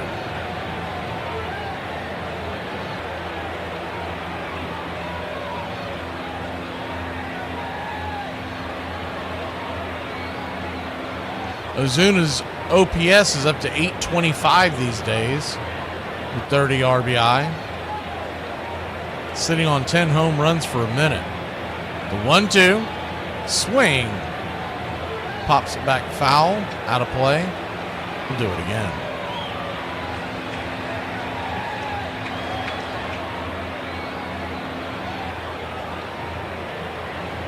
Standing on deck is Ozzie. Michael's in the hole. The 1-2. They set up wide. The pitch. Kind of an excuse me swing through the zone, strike 3. One away. Patrick, that's his 6th strikeout of the day. I believe he was sitting around, he was a little south of what the number was for Schwellenbach. I believe it was either 3.5 or 4.5. Regardless, he's past it.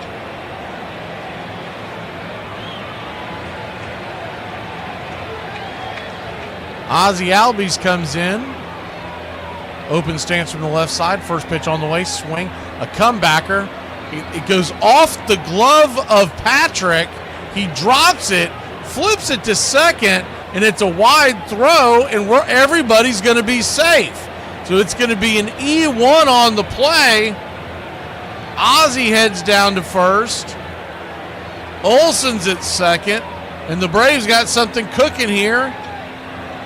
I'm the Wiz. I'm the Wiz. I'm the Wiz. I'm the Wiz, and nobody beats me. It's one of those plays that a first baseman's probably able to make because they're used to having to dive that way. But the shortstop, Ortiz, his momentum, he was trying to set himself up to turn that double play. And his momentum was going away from the bag, and he threw it the opposite direction. Trainer comes out there to check on Chad Patrick. That was an E1 all the way.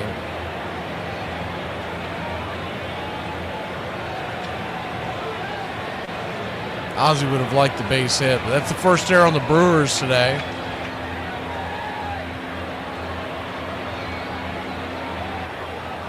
Two on, 1 out, first and second. Michael Harris, the second, standing at the dish.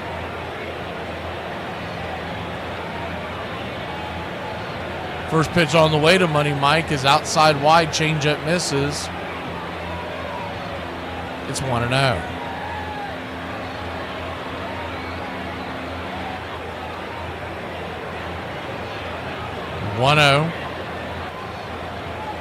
Kicks and fires. Chops it towards the third base side, but foul. And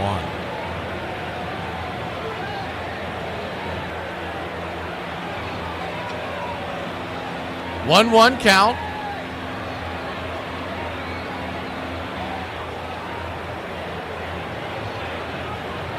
Patrick looks in, brings it inside, swing and a miss, cutter underneath his hands. 1-2. Kind of locked him up in there. Blue Jays and Cardinals are tied at 2 in the 4th. Guardians 11-2 over the Reds in the 8th. Phillies 7-2 over the Cubbies. They are in the 8th. Is the 1-2 swing and a miss, strike 3. Harris down on strikes. 2 down. Pittsburgh did hold on, and they beat the Marlins 5-2.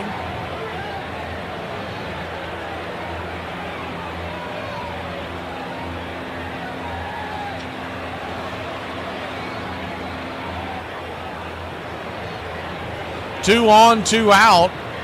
That'll bring Eli White to the plate. Book of Eli 0 for 2 on the day. First pitch, swing and a miss at the slider, just above the knees. It's 0-1. Patrick's at 92 pitches here in the 5th inning. This may be his last inning. The 0-1, swing and a miss, 95 up top. He's 0-2. 0-2 count.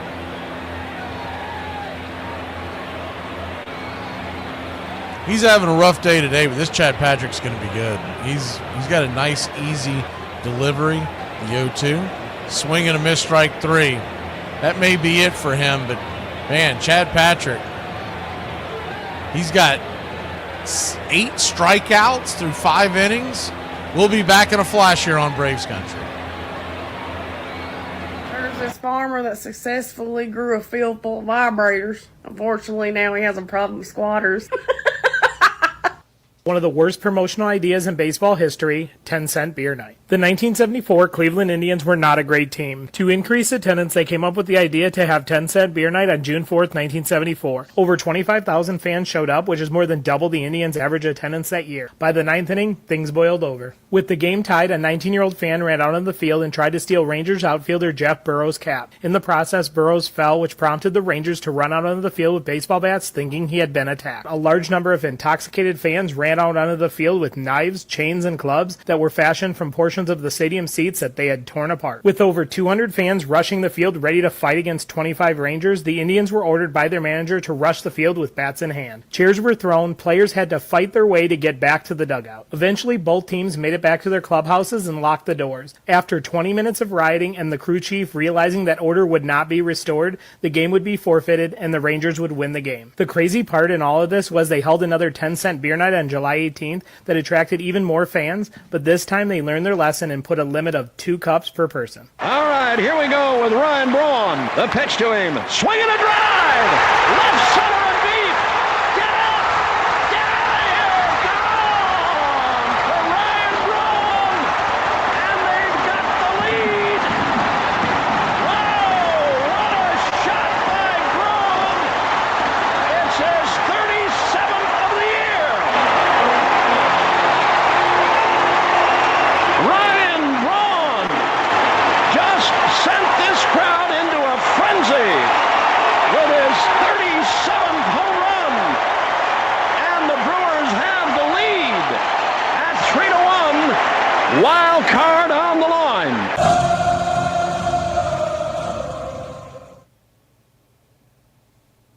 First pitch from Schwellenbach to Frelick.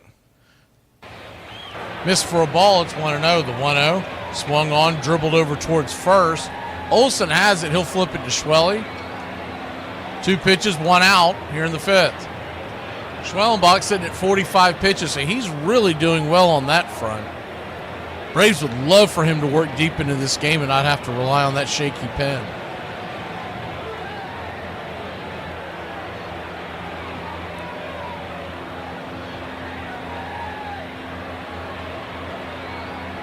Durbin, the batter, first pitch on the way in the dirt, nowhere near the zone. 98-mile-an-hour fastball. It's 1-0.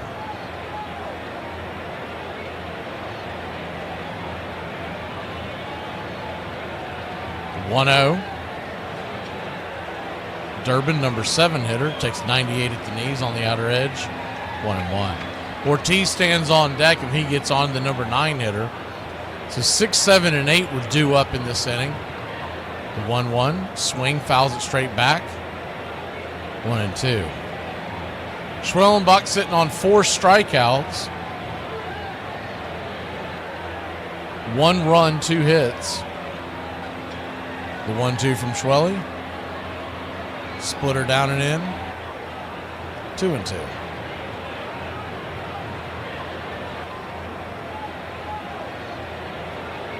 Two count.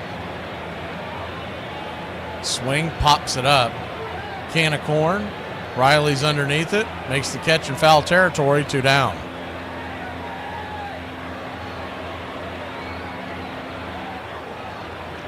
That'll bring Ortiz to the plate.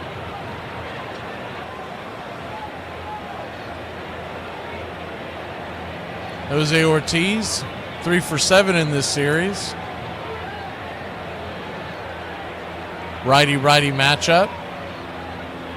Schwellenbach kicks and fires. First pitch, swing and a miss, 99 up top. It's 0-1. Ortiz grounded straight back to Schwellenbach the first time up. The 0-1. Swing and a miss, 99. Chase that one well out of the zone. It's 0-2. The Shadows just about halfway, maybe a little more, heading towards the pitcher's mound. The 0-2. Swing and a miss, strike 3. Number 5 on the day, and Schwellenbach is having himself a day. We'll be back in a flash here on Braves Country.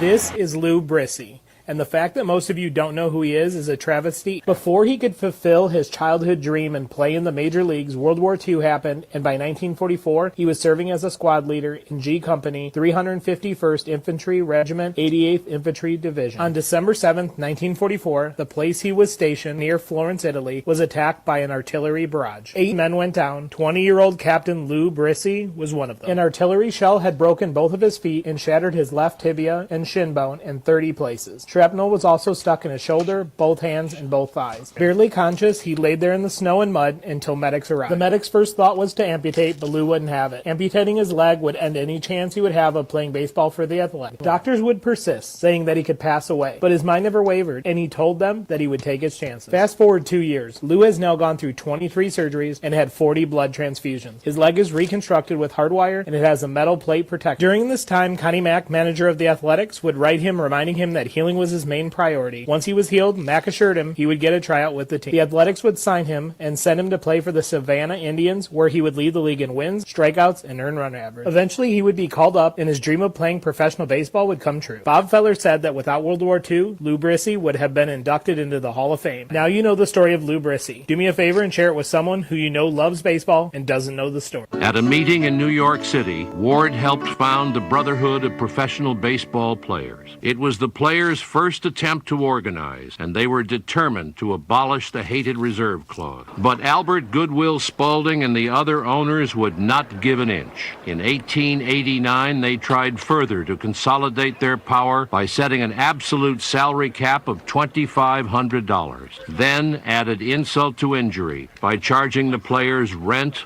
for their uniforms. It was the last straw.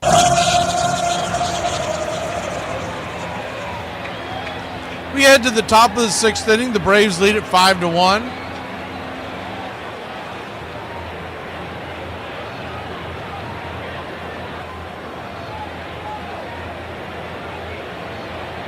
Mears is on for Chad Patrick, so that was the end of the day for him. We saw Mears, Nick Mears, earlier in this series. Got a 2.42 ERA. Big right-hander. Standing in against Nick Allen, the 1-0. Down and away, 2-0. So that'll close the books on Patrick. He went 5 innings, 7 hits, 5 earned, 3 walks, and 8 strikeouts. The 1-1 swing, chops it over towards third. Backhanded by the third baseman, Durbin. He flips it over to first, and it's a 5-3 putout, 1 away. Patrick's outing kind of reminds me of what Grant Holmes did yesterday. A lot of strikeouts, but gave up too many runs.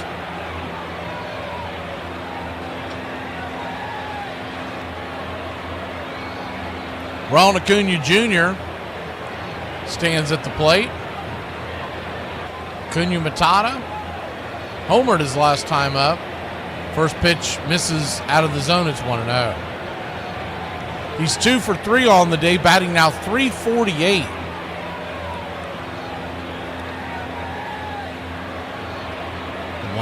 Swing and a miss, 1-1. 6 for 10 in the series, 2 home runs, 4 RBI, 3 runs, and 2 walks. If you get an MVP of the series, it would definitely be him. 1-1 count. Inside, almost clips him with the curveball. 2-1.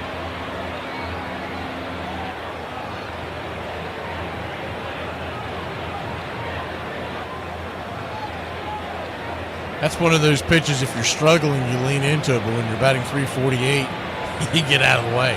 The 2-1 misses out, 2-2. You're 6 for 10 in the series. You want to take a couple more hacks. See if you can add on here. Braves lead it by 4-5-1, 1 out here in the 6th.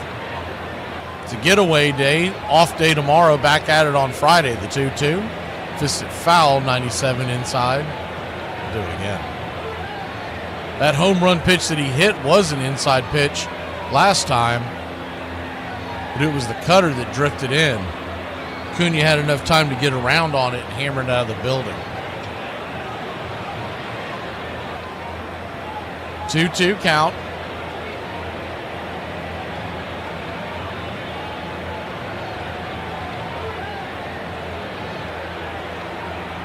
Mears brings it. Swing, pops it up. Will it stay in play? Chasing over there is Reese Hoskins by the dugout at first base, who will make the catch, and there's 2 down.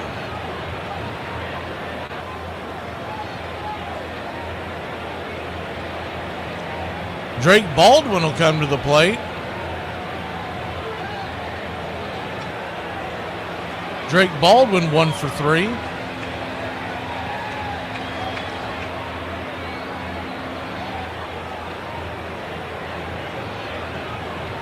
First pitch on the way is a slider right there on the outer edge. It's 0-1. Righty-lefty matchup.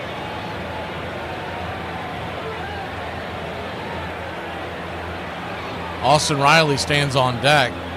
The 0-1. Swing and a miss, kind of an excuse me swing through the zone. It's 0-2.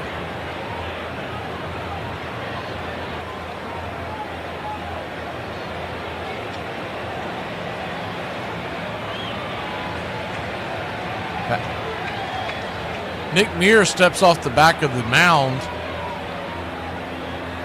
as Drake steps out of the box. Here's the pitch, the 0-2, down and in.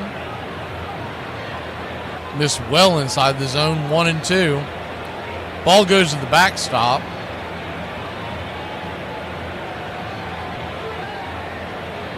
One-two count.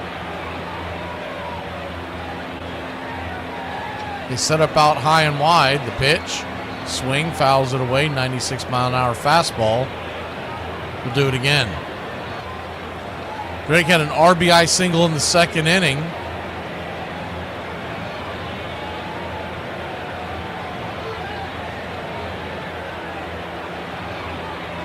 The 1-2. Swing and a miss, strike 3. Second strikeout today. Back-to-back strikeouts by Baldwin. That'll end the inning. We head to the bottom of the 6th, clinging to a 4-run lead. Oh my God. Are you okay? Yeah, I'm okay. What happened? I was running on the trail and I stepped in some dog. and I sat down and tried to clean it off my shoe, and this guy come running by, and he stepped in it. I laughed at him and said, I just did that. He come over and punched me in the face like 3 times, called me a nasty son of a I just made my second trip to Dunkin' to get another coffee. It's been a day. So I didn't want the people there to think that I was getting a second coffee. So I had a fake conversation with a fake friend. I was like on the phone. I was like, hey, I just got you a coffee. Yeah, I got my coffee earlier. So this one's for you. I'll drop it off. I don't know what's wrong with me. Everybody in this place is standing. 45,299. Sabathia sets. Here it is. Swinging a bouncer. Double play ball. JJ second. Relay. Double play. Hey, they win. Oh, what a finish. CC Sabathia being mobbed by his teammates. Wow, what a game. What a performance by Sabathia. Mobbed by his teammates, mobbed by the coaching staff. Here comes the rest of the bullpenners. And Sabathia now saluting this huge crowd. And they return the salute. Sabathia with the season on the line, on 3 days rest, stops the Chicago Cubs.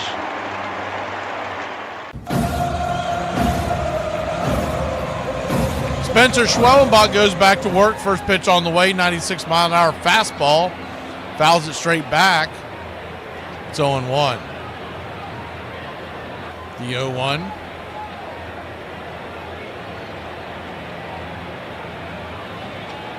Right there, outer edge, 0-2. There's a guy on X, and his post, you kind of take him with a grain of salt anyways. But ever since the Braves started that skid last week, every time they lose, and he's a Braves fan, every time they lose, he starts talking about how they're one step closer to the number 1 pick of the 2026 draft. The 0-2. Swing, chops it foul, just got a piece of it. We'll do it again. And I'm like, first of all, it's a lottery nowadays. You're not guaranteed anything. Second of all, you're not catching the Rockies, who have been abysmal to start the season. The 0-2. 98 misses high. 1-2. But let's just say, for argument's sake, you win the lottery. And you have the number 1 pick overall. The 1-2. Swing and a miss. Strike 3. 98 right down the pipe, 1 away. It's not like the National Football League. It's not like basketball. The MLB lottery, the MLB draft, once you have the pick, whatever it is, not only is it kind of a crapshoot, it's the first pitch on the way to Terang as we flip the top of the order one more time, the third time through the order. It's fouled back, it's 0-1. But let's say you get the best player available, and let's say he is what he's supposed to be. Is he 0-1 inside? 1 away. Knowing the Braves organization, they're going to take the youngest guy they can grab to have the most control. 1-1, outside wide, 2-1. So you're talking about them drafting a high school starting pitcher that won't be ready for the big leagues for about 5 years. The 2-1 swung on and lifted down the left field line, giving chase is Eli White, but that'll go into the seats, foul.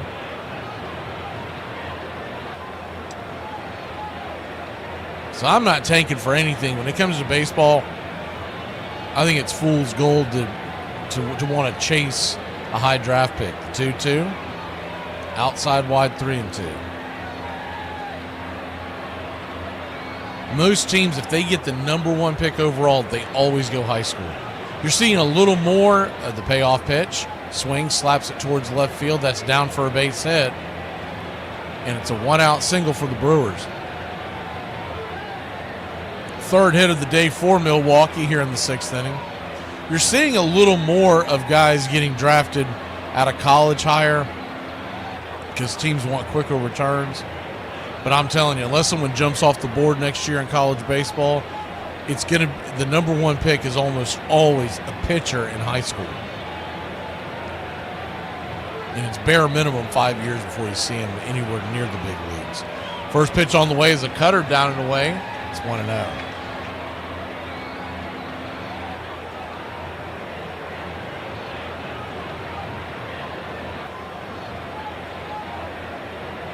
The 1-0. Chops it up the middle. Ozzie has it, steps on the bag, and he'll flip it to first. And that's an inning-ending, rally-killing double play. 4-3 double play. We'll be back in a flash. Good play by Ozzie. The heart of the order due up for your Atlanta Braves. Really everyone just being on the same page because we know these guys are going to come a lot. I mean, there's that was damn it. I was not expecting. Let me buy a beer. Sure. These fans, I love them. When I came in, they didn't recognize me at first, but then when I told them who I was, next thing you know, they're buying me my favorite beer, light beer from Miller. They know us ex-big leaguers drink light because it's got a third less calories than their regular beer. It's less filling, and it tastes great. Thanks. Hey, it's a pleasure to buy a beer for a great pitcher like Whitey Ford. Hey, So I lied. Light beer from Miller. Everything you always wanted in a beer, and less. Hey, Whitey, I thought you were a lefty. Oh, that's right. Ladies and gentlemen, let's welcome the Hall of Fame voice of the Milwaukee Brewers, Milwaukee's very own Mr. Baseball, Bob Uecker. My first manager ever in baseball, Bertie Tebbetts, while playing in a game over at County Stadium, after my first game, told me that I should think about becoming a broadcaster. I remember walking on the field over at County Stadium and Bertie Tebbetts asking me about my first big league game. Was I nervous? Was I uptight? My family was there. And after telling Bertie Tebbetts that I was not nervous or uptight about this first major league appearance, he said, well, let's go get him. And by the way, the rest of us up here wear that supporter on the inside. And from there on, the rest is history.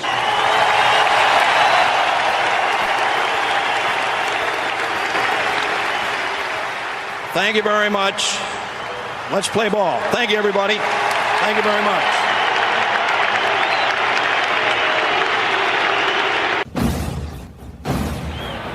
Join the Country Club today. Help support Braves Country Radio. Join the Country Club today.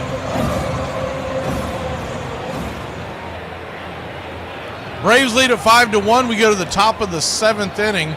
It is a final in Philadelphia. Phillies knock out the Cubs 7-2. I believe that was Luzardo on the bump today. Easton McGee comes to the hill for the Brewers. First pitch on the way. He's down and in for a ball. It's 1-0.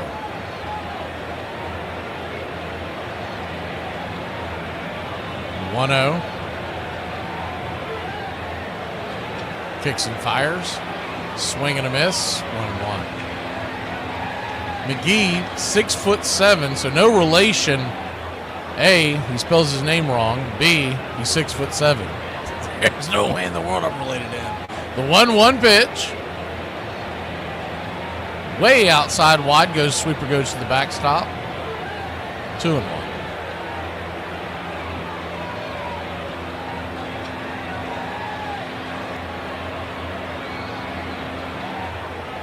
McGee is 27-year-old out of Hopkinsville, Kentucky. The 2-1, swing, fouls it back. 2-2. Drafted by the Rays in the 4th round out of high school. So no college affiliation. Way back in 2016. So, I mean, that's your typical high draft pick. A high school kid that takes him forever to get to the bigs. The 2-2, fouls it back. Seems like nowadays, and there's a couple of outliers like Paul Skeens, but it seems like nowadays if they do draft a guy early out of college, it's normally a hitter. The 2-2 to Riley. Down and away, full count. The shadows have crossed the pitcher's mound. So it should be a little easier, but you do have your hitter's eye glistening in the sun in the background. The payoff pitch to Riley. Outside, wide, ball 4. So he'll head on down first. Great at bat by Riley there.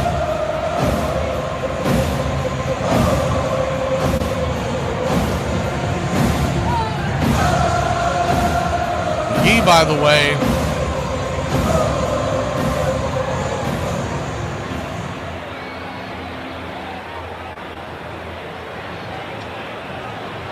it appears the first pitch on the way to Olsen is swung on and lifted into center field, and that's down for a base hit. So there we go. Runners on first and second, and nobody out with the Big Zoo coming to the plate. Good hit by the Ice House. This is not watered down. This is Ice House. Ice House. Smooth as it gets.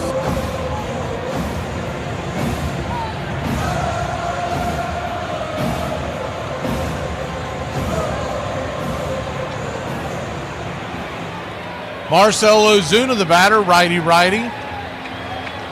As Easton McGee brings it. First pitch swinging, bangs it over to third, and that's going to be a double play. 5-4-3 put out. Quickly 2 down. That's a rally killer right there. Riley does make it down to third. So he's 90 feet away from tacking on an insurance run. But now we're going to have to get either a base hit or an error to get him home.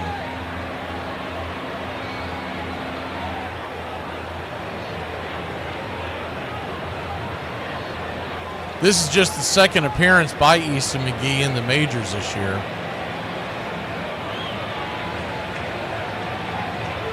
First pitch on the way to Ozzie Albies is fouled back. 0-1 righty-lefty matchup. He pitched for Seattle in 2023 and Tampa in 2022.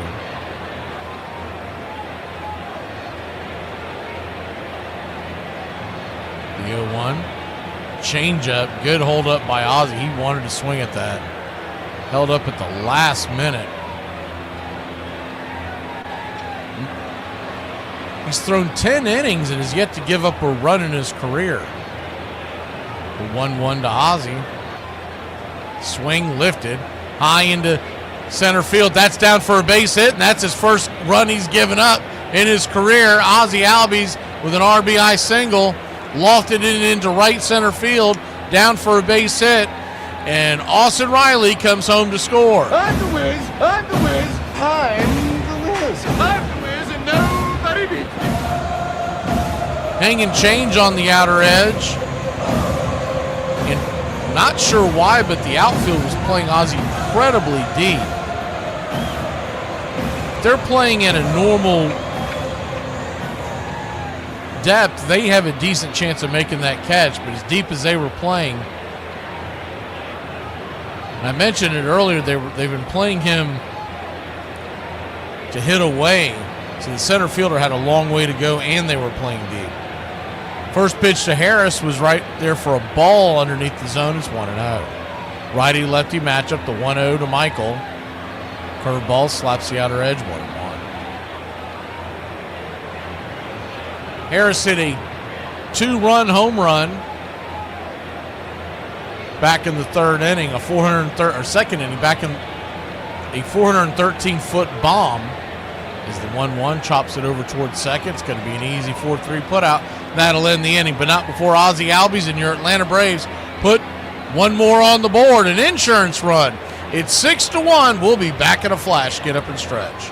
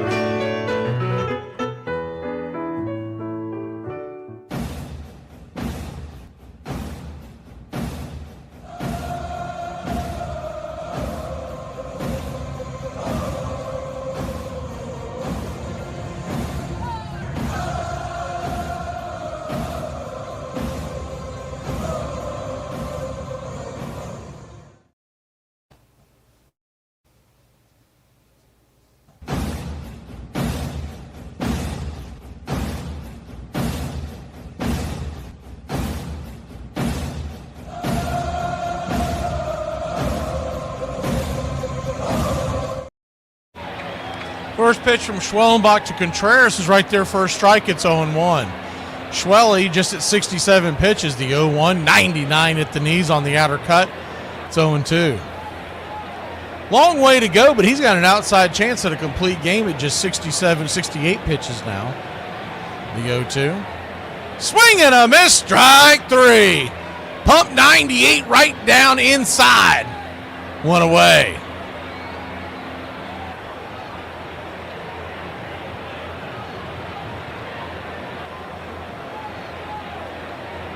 One down.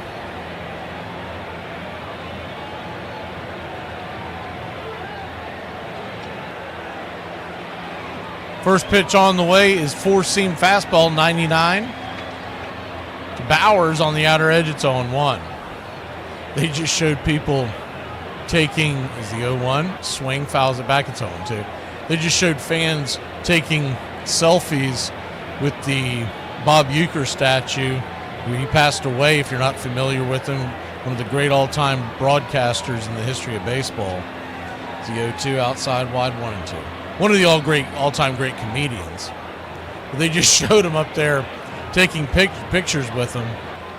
He's got a statue that's up in the nosebleeds. Is the 1-2, swing, lifts it into center field, coming in, making the running catch is Michael Harris. 75% of the world is covered by water, the rest by Michael the Hawk Harris. But infamously, they made the statue for the commercial that he did for Miller Lite years ago, where he'd say, I must be in the front row, and the joke is he's sitting way back in the nosebleeds up top. First pitch on the way is 99-mile-an-hour fastball, misses high, it's 1-0. Ironically about that, or just what's funny about it, I guess, there's no irony, is the 1-0. Slider right across the chest, 1-1. They put it up there in the nosebleeds because I must be in the front row, right? So to get up there, you've got to climb. And the lady that they showed as the 1-1 is fouled back out of play, 1-2. The lady that they showed getting a picture taken with the statue, she looked ticked off. And because they must have just sat down. She had to climb those stairs. She looked madder than a hornet's nest. The 1-2. Splitter in the dirt, 2-2. Schwellenbach sitting at 7 strikeouts. Bottom of the 7th, Braves lead at 6-1. The 2-2, swing, chops it foul, will do it again. Hoskins with the sole run on the board today with the solo shot, and the last time up they went with the sinker down and in. That's the one he hit out of the building, and he almost lifted that one. 1-2 to Hoskins, or 2-2, excuse me. Swing and a miss, strike 3. This time they go with the splitter, and that'll end the inning. Strikeout number 8 for Schwellenbach. We'll be back in a flash. Braves lead at 6-1.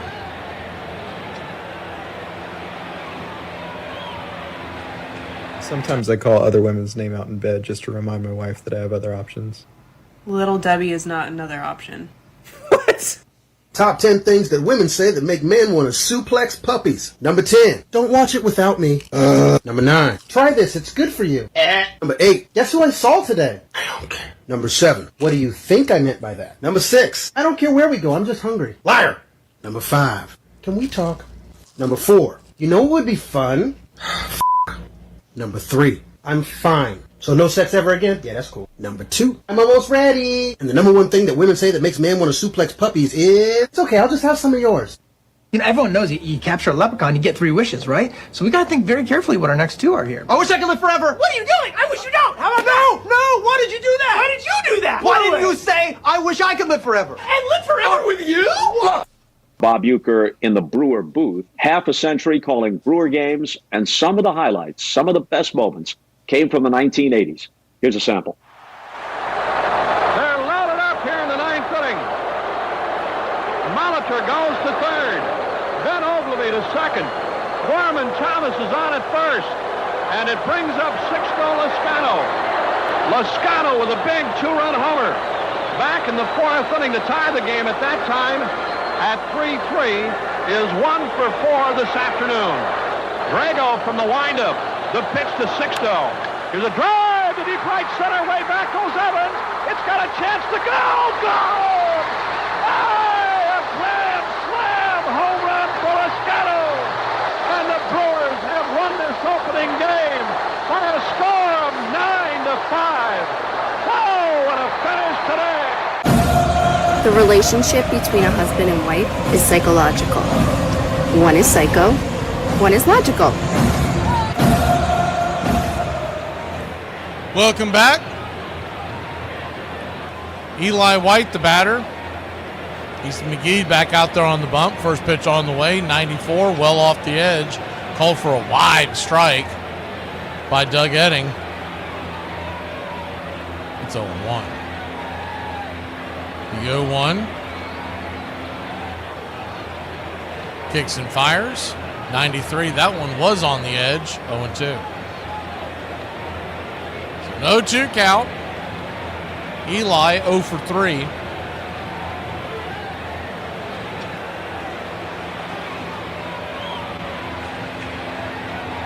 The 0-2. 94 misses wide. 1-2.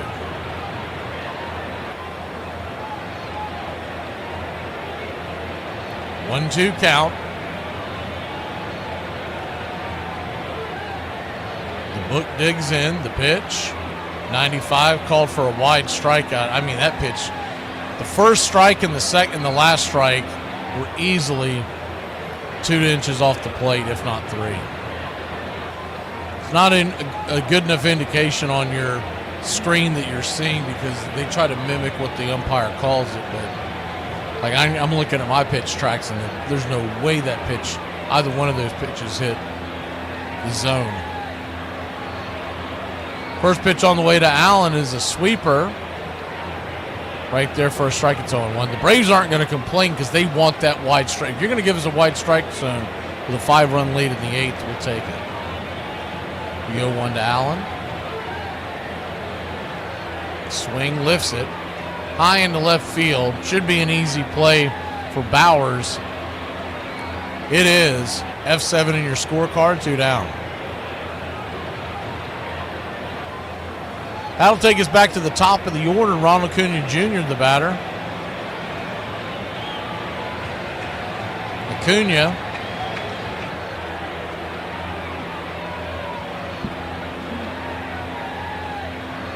Another good day at the plate.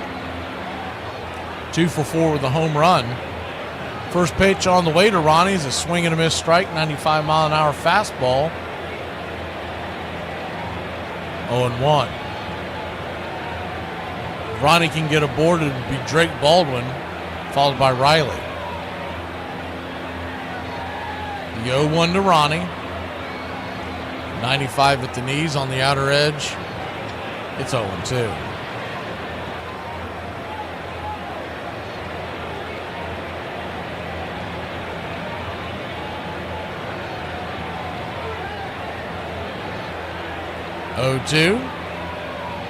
Sweeper down and away, misses wide, 1-2.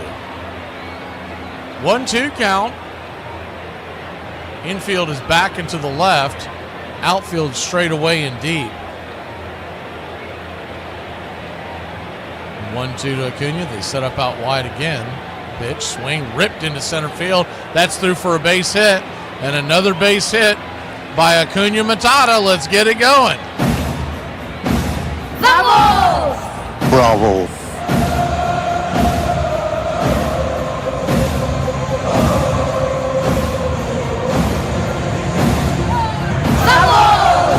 Bravo.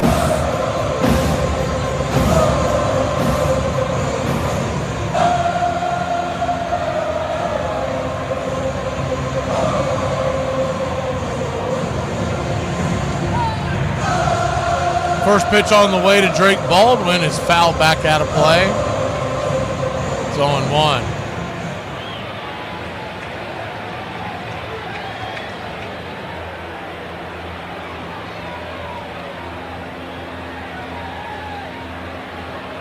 The 0-1, righty-lefty.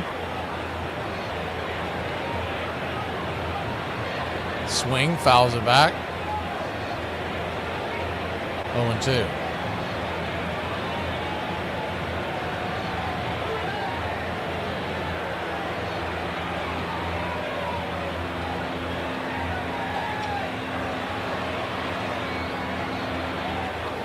The 0-2 to Drake, 1 for 4 on the day. The pitch, caught looking, strike 3. Oof. That was a bad take by Baldwin. He's 1 for 5 on the day. The Braves lead it 6-1. We'll be back in a flash here on Braves Country. I told you that Drake was bad. I hate that Drake. It just really makes me sad. Like, it's 7 billion people in the world, and not everyone gets to experience how funny I am and how fat my ass is, you know? No, guys, don't do this. No, come on. This is crazy. Guys, we always do this. We veer wildly off topic, and the next thing you know, we're having some ridiculous argument that has nothing to do with what we're trying to solve. You know, the temperance flare. Exactly. We're talking about evolution all of a sudden, and then we're arguing about racism or whether or not ghouls exist or something. They do, though. No, they don't. No, they do. You've never seen them. Yes, I have seen them. Stop! We're off topic. When your woman is acting up, just tell her, less kitchen, more kitchen. Women love it when you rhyme. Super marriage tip. If you're getting ready to go out in public with your wife, ask her, would you please put on some makeup? This will help her understand that you are concerned with her appearance, and she will love you more for it. The best part of having a husband, you can tell him any secret, and he will not tell a living soul, because he wasn't listening to you in the first place. Bob Uecker in the Brewer booth. The arm is back. Here he comes. 1-2. Swing and a miss. Goodbye, Detroit. Hello, New York. Hi, Raleigh Fingers. What a job he is being mobbed by his teammates as the Brewers have come from behind today to beat Detroit by a score of 2-1. Oh, what a victory today for this Milwaukee Brewer Ball Club, trailing 1-0 into the 8th inning. They have come back to win this game by a score of 2-1. Raleigh Fingers getting the final 2 men via the strikeout route, and Milwaukee will face New York for the American League Eastern Division Championship.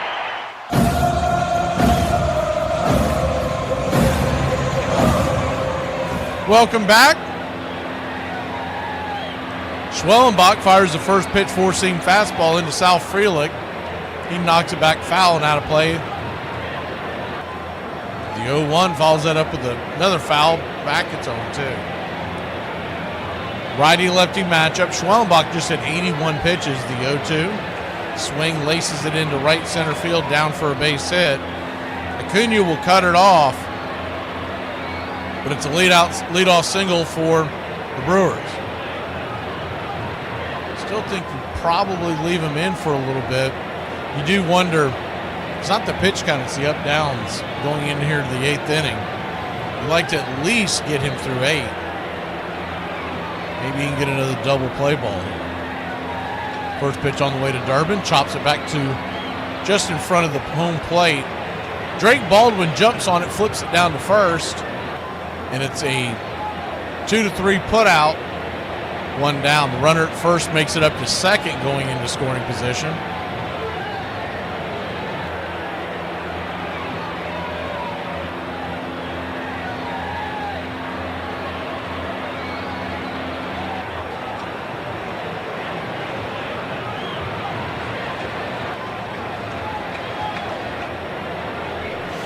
First pitch on the way is 97 on the inner cut to Ortiz. It's 0-1.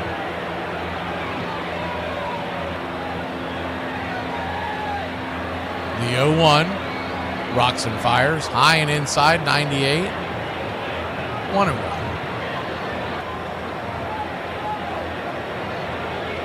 1-1. One count. Schwellenbach. Four-seam fastball down and away, 2-1. He's at 85 pitches. But also the 8th inning of work. The 2-1 swing. Lifts it high.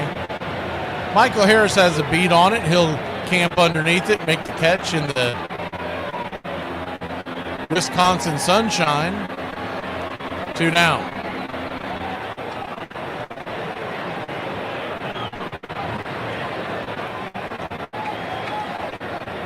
Almost the entire infield now is covered with the shadows.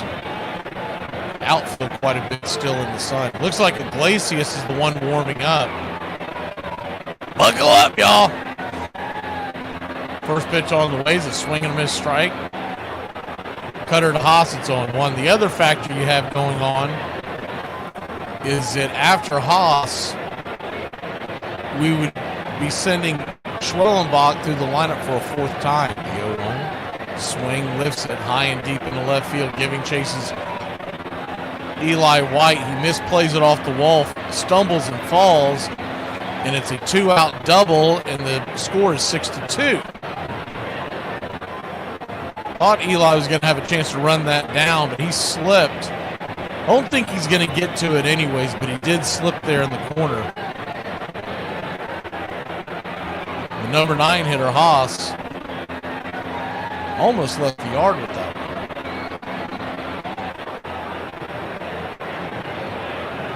Top of the order, now back up, and Snicker's going to let him go. First pitch on the way. It's a curveball there on the outer edge. It's 0-1. I get that. I mean, you've got a guy that has pitched really well today. You want to see if he can get through this inning. The 0-1 right there. 0-2. Last thing you want to do is have to bring in Iglesias in the 8th, because he has not done well in recent memory of going more than an inning. He's had a hard time getting through an inning. The 0-2. Fastball misses high and out of the zone. 1-2. 1-2 to Terang. Schwellenbach sitting at 8 strikeouts, 2 earned runs, 5 hits allowed. 1-2. 99 misses high. 2-2. He looks like he might be running out of gas. He's missing his spots quite a bit. He's been pretty accurate today. The 2-2 to the leadoff hitter, Terang. Brings it. Swing. Just got underneath that. Lazy fly ball into center field. Harris has it. Makes the catch. Flips it to Acuna. That'll end the inning. Brewers put 1 on the board. The Braves lead at 6-2. We go to 9 here in Milwaukee. Look here. You ain't a snack if everybody's had a bite. You a free sample. Darling, correct me if I'm wrong, but at some point in your life, perhaps when you were a child, someone took you aside and said, you are important. You have something important to say. People are dying. They're clamoring to hear your opinion. Did that happen, darling? Well, if so, I hate to be the bearer of bad news, but they lied to you. Nobody cares. Your opinion is worthless. It's trash. Keep it to yourself. With people like Necro, and this was another thing that I found the easy way out. To catch a knuckleball was to wait until it stopped rolling and then just pick it up. There were a lot of things that aggravated me too. My family is here today. My boys, my girls, my kids used to do things that aggravate me too. I'd take them to a game and they'd want to come home with a different player. You know, people have asked me a lot of times, because I didn't hit a lot, we all know that, how long a dozen bats would last me. Depending on the weight and the model I was using at that particular time, I would say 8 to 10 cookout. But there are, again, as I said, tips that you pick up when the Braves were going to release me. It's a tough time for a manager, for your family, for the player, to be told that you're never going to play the game again. And I can remember walking in the clubhouse that day, and Luman Harris, who was the Braves manager, came up to me and said there were no visitors allowed. So again, I knew I might be moving on. But that's when the baseball career started as a broadcaster. I remember working first with Milo Hamilton and Ernie Johnson, and I was all fired up about that too, until I found out that my portion of the broadcast was being used to jam Radio Free Europe. And I picked up a microphone one day, and my mic had no cord on it, so I was talking to nobody.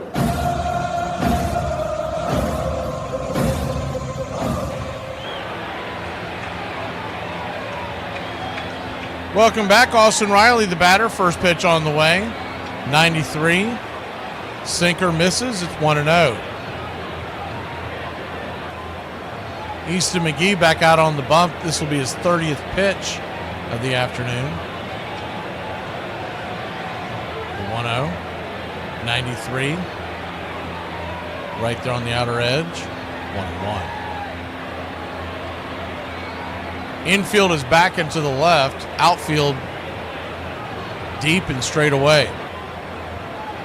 1-1. Swing. Fouls it back. Chase one out of the zone. It's 1-2.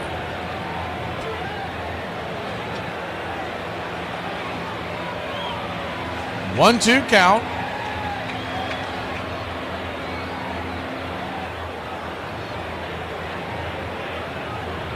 He brings it. Swing. Hits it over towards short. Ortiz seems to have a problem with it, but he's stuck with it. Flips it over to first. 6-3 put out. I don't know if that shadow to sunshine bothered him at all, but he seemed to almost juggle it. One down. That'll bring Matt Olson to the plate. Matt Olson's 1 for 3.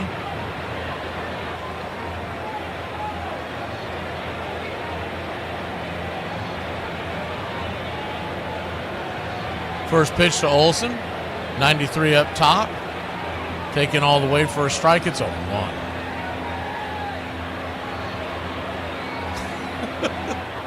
How'd you get suckered into 6.5 bases? The 0-1. Curveball down and away. 1-1. 1-1 count. Batting .239 on the year, 14 home runs.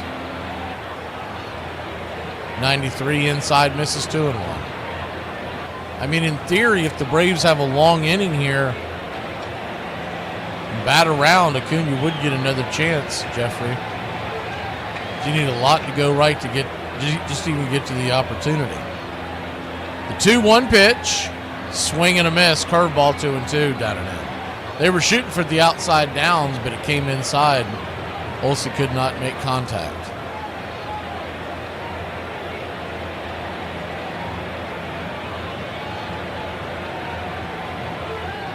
The 2-2. Dodgers and Padres, by the way, are just getting underway. It's 0-0 going to the bottom of the first. The 2-2 to Olsen. Swing. Lifts it down the left field line, but foul and out of play. Seattle leads Arizona 1-0 there in the third.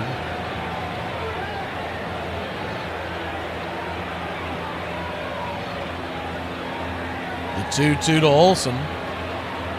It's like Dylan Lee is warming up in the pen now. Swing.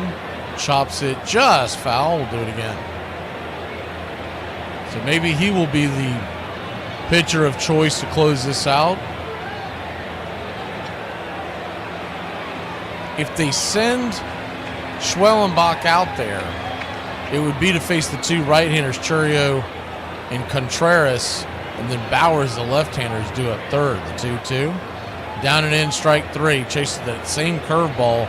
He's nowhere near the zone, but man, he's got Olsen fooled on that one. 2 down.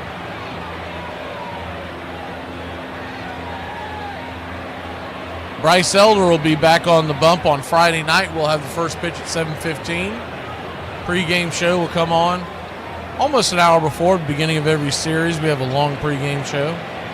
You get the audio version if you're a club member. Is the first pitch on the way to Ozuna is a swing and a miss strike. It's 0-1. We do those at noon on Friday for the country club members. Live on video. We play you the replay that night. The 0-1 to Ozuna. Swing and a miss again at the sweeper. It's 0-2. I think if I'm Easton, I don't throw anything else but that. He's wailing away at it. Schwellenbach. You would think he'd be done, but he's stretching out in the dugout, so I don't know what's going on here. The 0-2. Outside wide, 1-2. I haven't seen the proverbial handshake in the dugout yet, so they may send him back out there.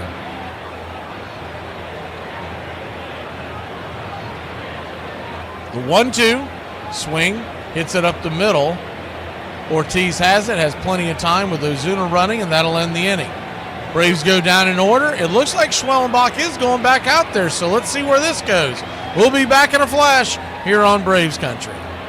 Foreigners! I f***ing hate foreigners. It's such bull. Like they don't know how to tip. Oh, they know. Oh, yeah, they f***ing know. I don't know why you have to get dressed before me. Leave me alone. You know good and well that I'm trying to enjoy my bacon and eggs.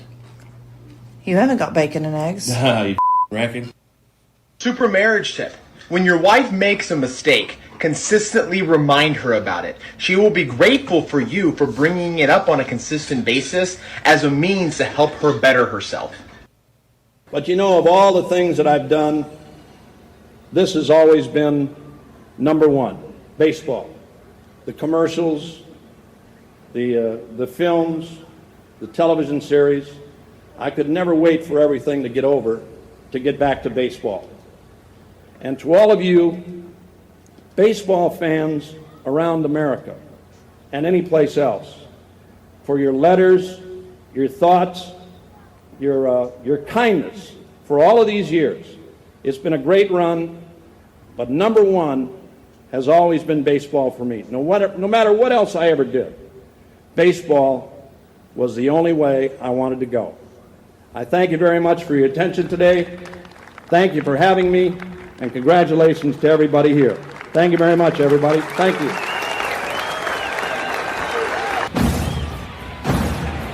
Hey, I think you should diet. What? Just think it's time for you to diet. Can you explain? It'll probably boost your self-esteem. You probably feel a lot better. Uh-huh. I mean, most women at this point get tired of it. Tired of what? Tired of the blonde hair. I mean, aren't you ready for like brunette or even red? I like redheads. I mean, you've been talking about it. Oh, I thought I was gonna murder you today. Bottom of the ninth we go. Spencer Schwellenbach back out on the hill for inning number 9, 94 pitches in. Churio takes the first pitch, 98. It hit the zone. Another bad call by Doug Edding. It's 1-0. The guy's been right there on the zone all day long, and for him to start pinching now. The 1-0. Swing and a miss. 1-1. Doug Edding keeps messing around with his mask. I wonder if that's why he can't see. Preoccupied with that. The 1-1. Swing, pops it up. High in the sky. Can of corn. Who wants it? Allen fighting the sun. He'll make the catch for out number 1.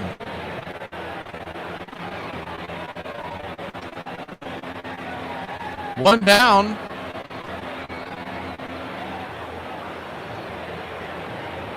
That'll bring the number 3 hitter, Contreras, to the plate.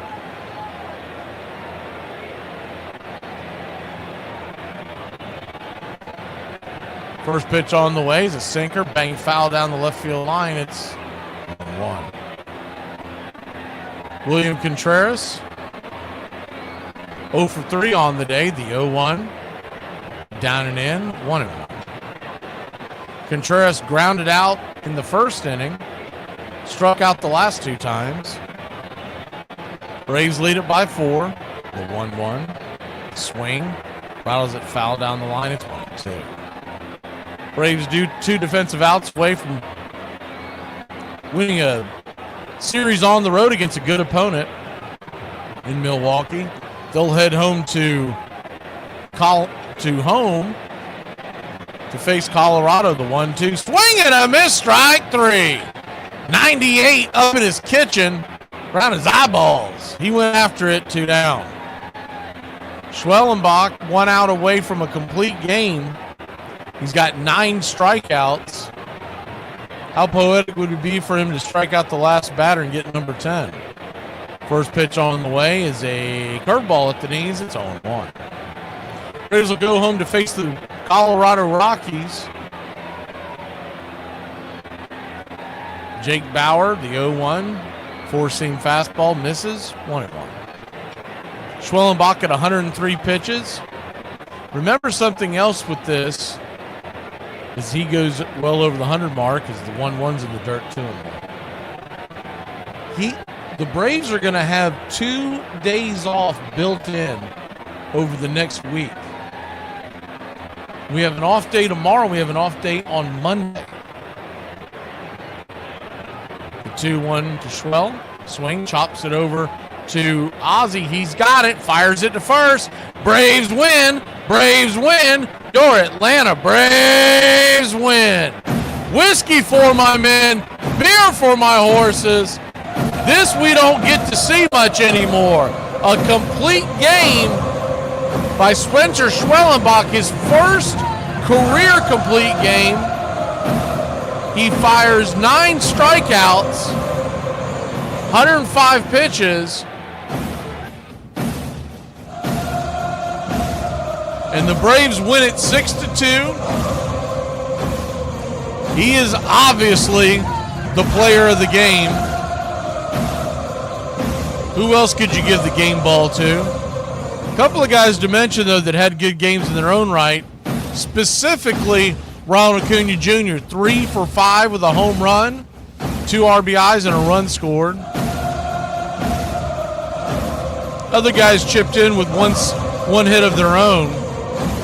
Dre got a hit. He went 1 for 5. Riley was 1 for 4. Olsen 1 for 4. Ozuna, Ozzie, and Harris were 1 for 4. Allen was 1 for 3 and a walk.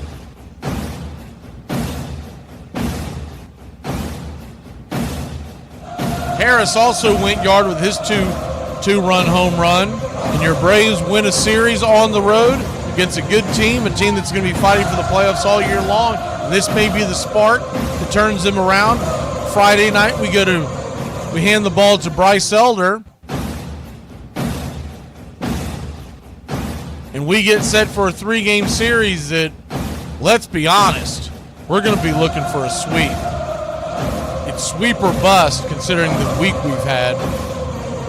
We'll see you Friday. Come on the air at 12 p.m. for Braves Country Today for you Country Club members. You can also catch it on Facebook and on TikTok. Braves Country X on TikTok. Braves Country Radio on Facebook. And if you're at work, don't worry. We replay the audio version just before first pitch of game number 1. Bryce Elder Day. Y'all have a great day, Braves Country. Your Atlanta Braves win it 6-2.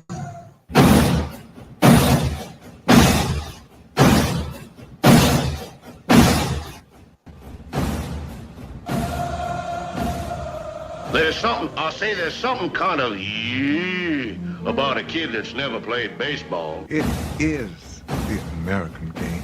That's just what it is. And actually, I can feel like I'm 15 when I'm talking baseball. I'm watching baseball. This is it. It does this. It can do this to any. It brings you back.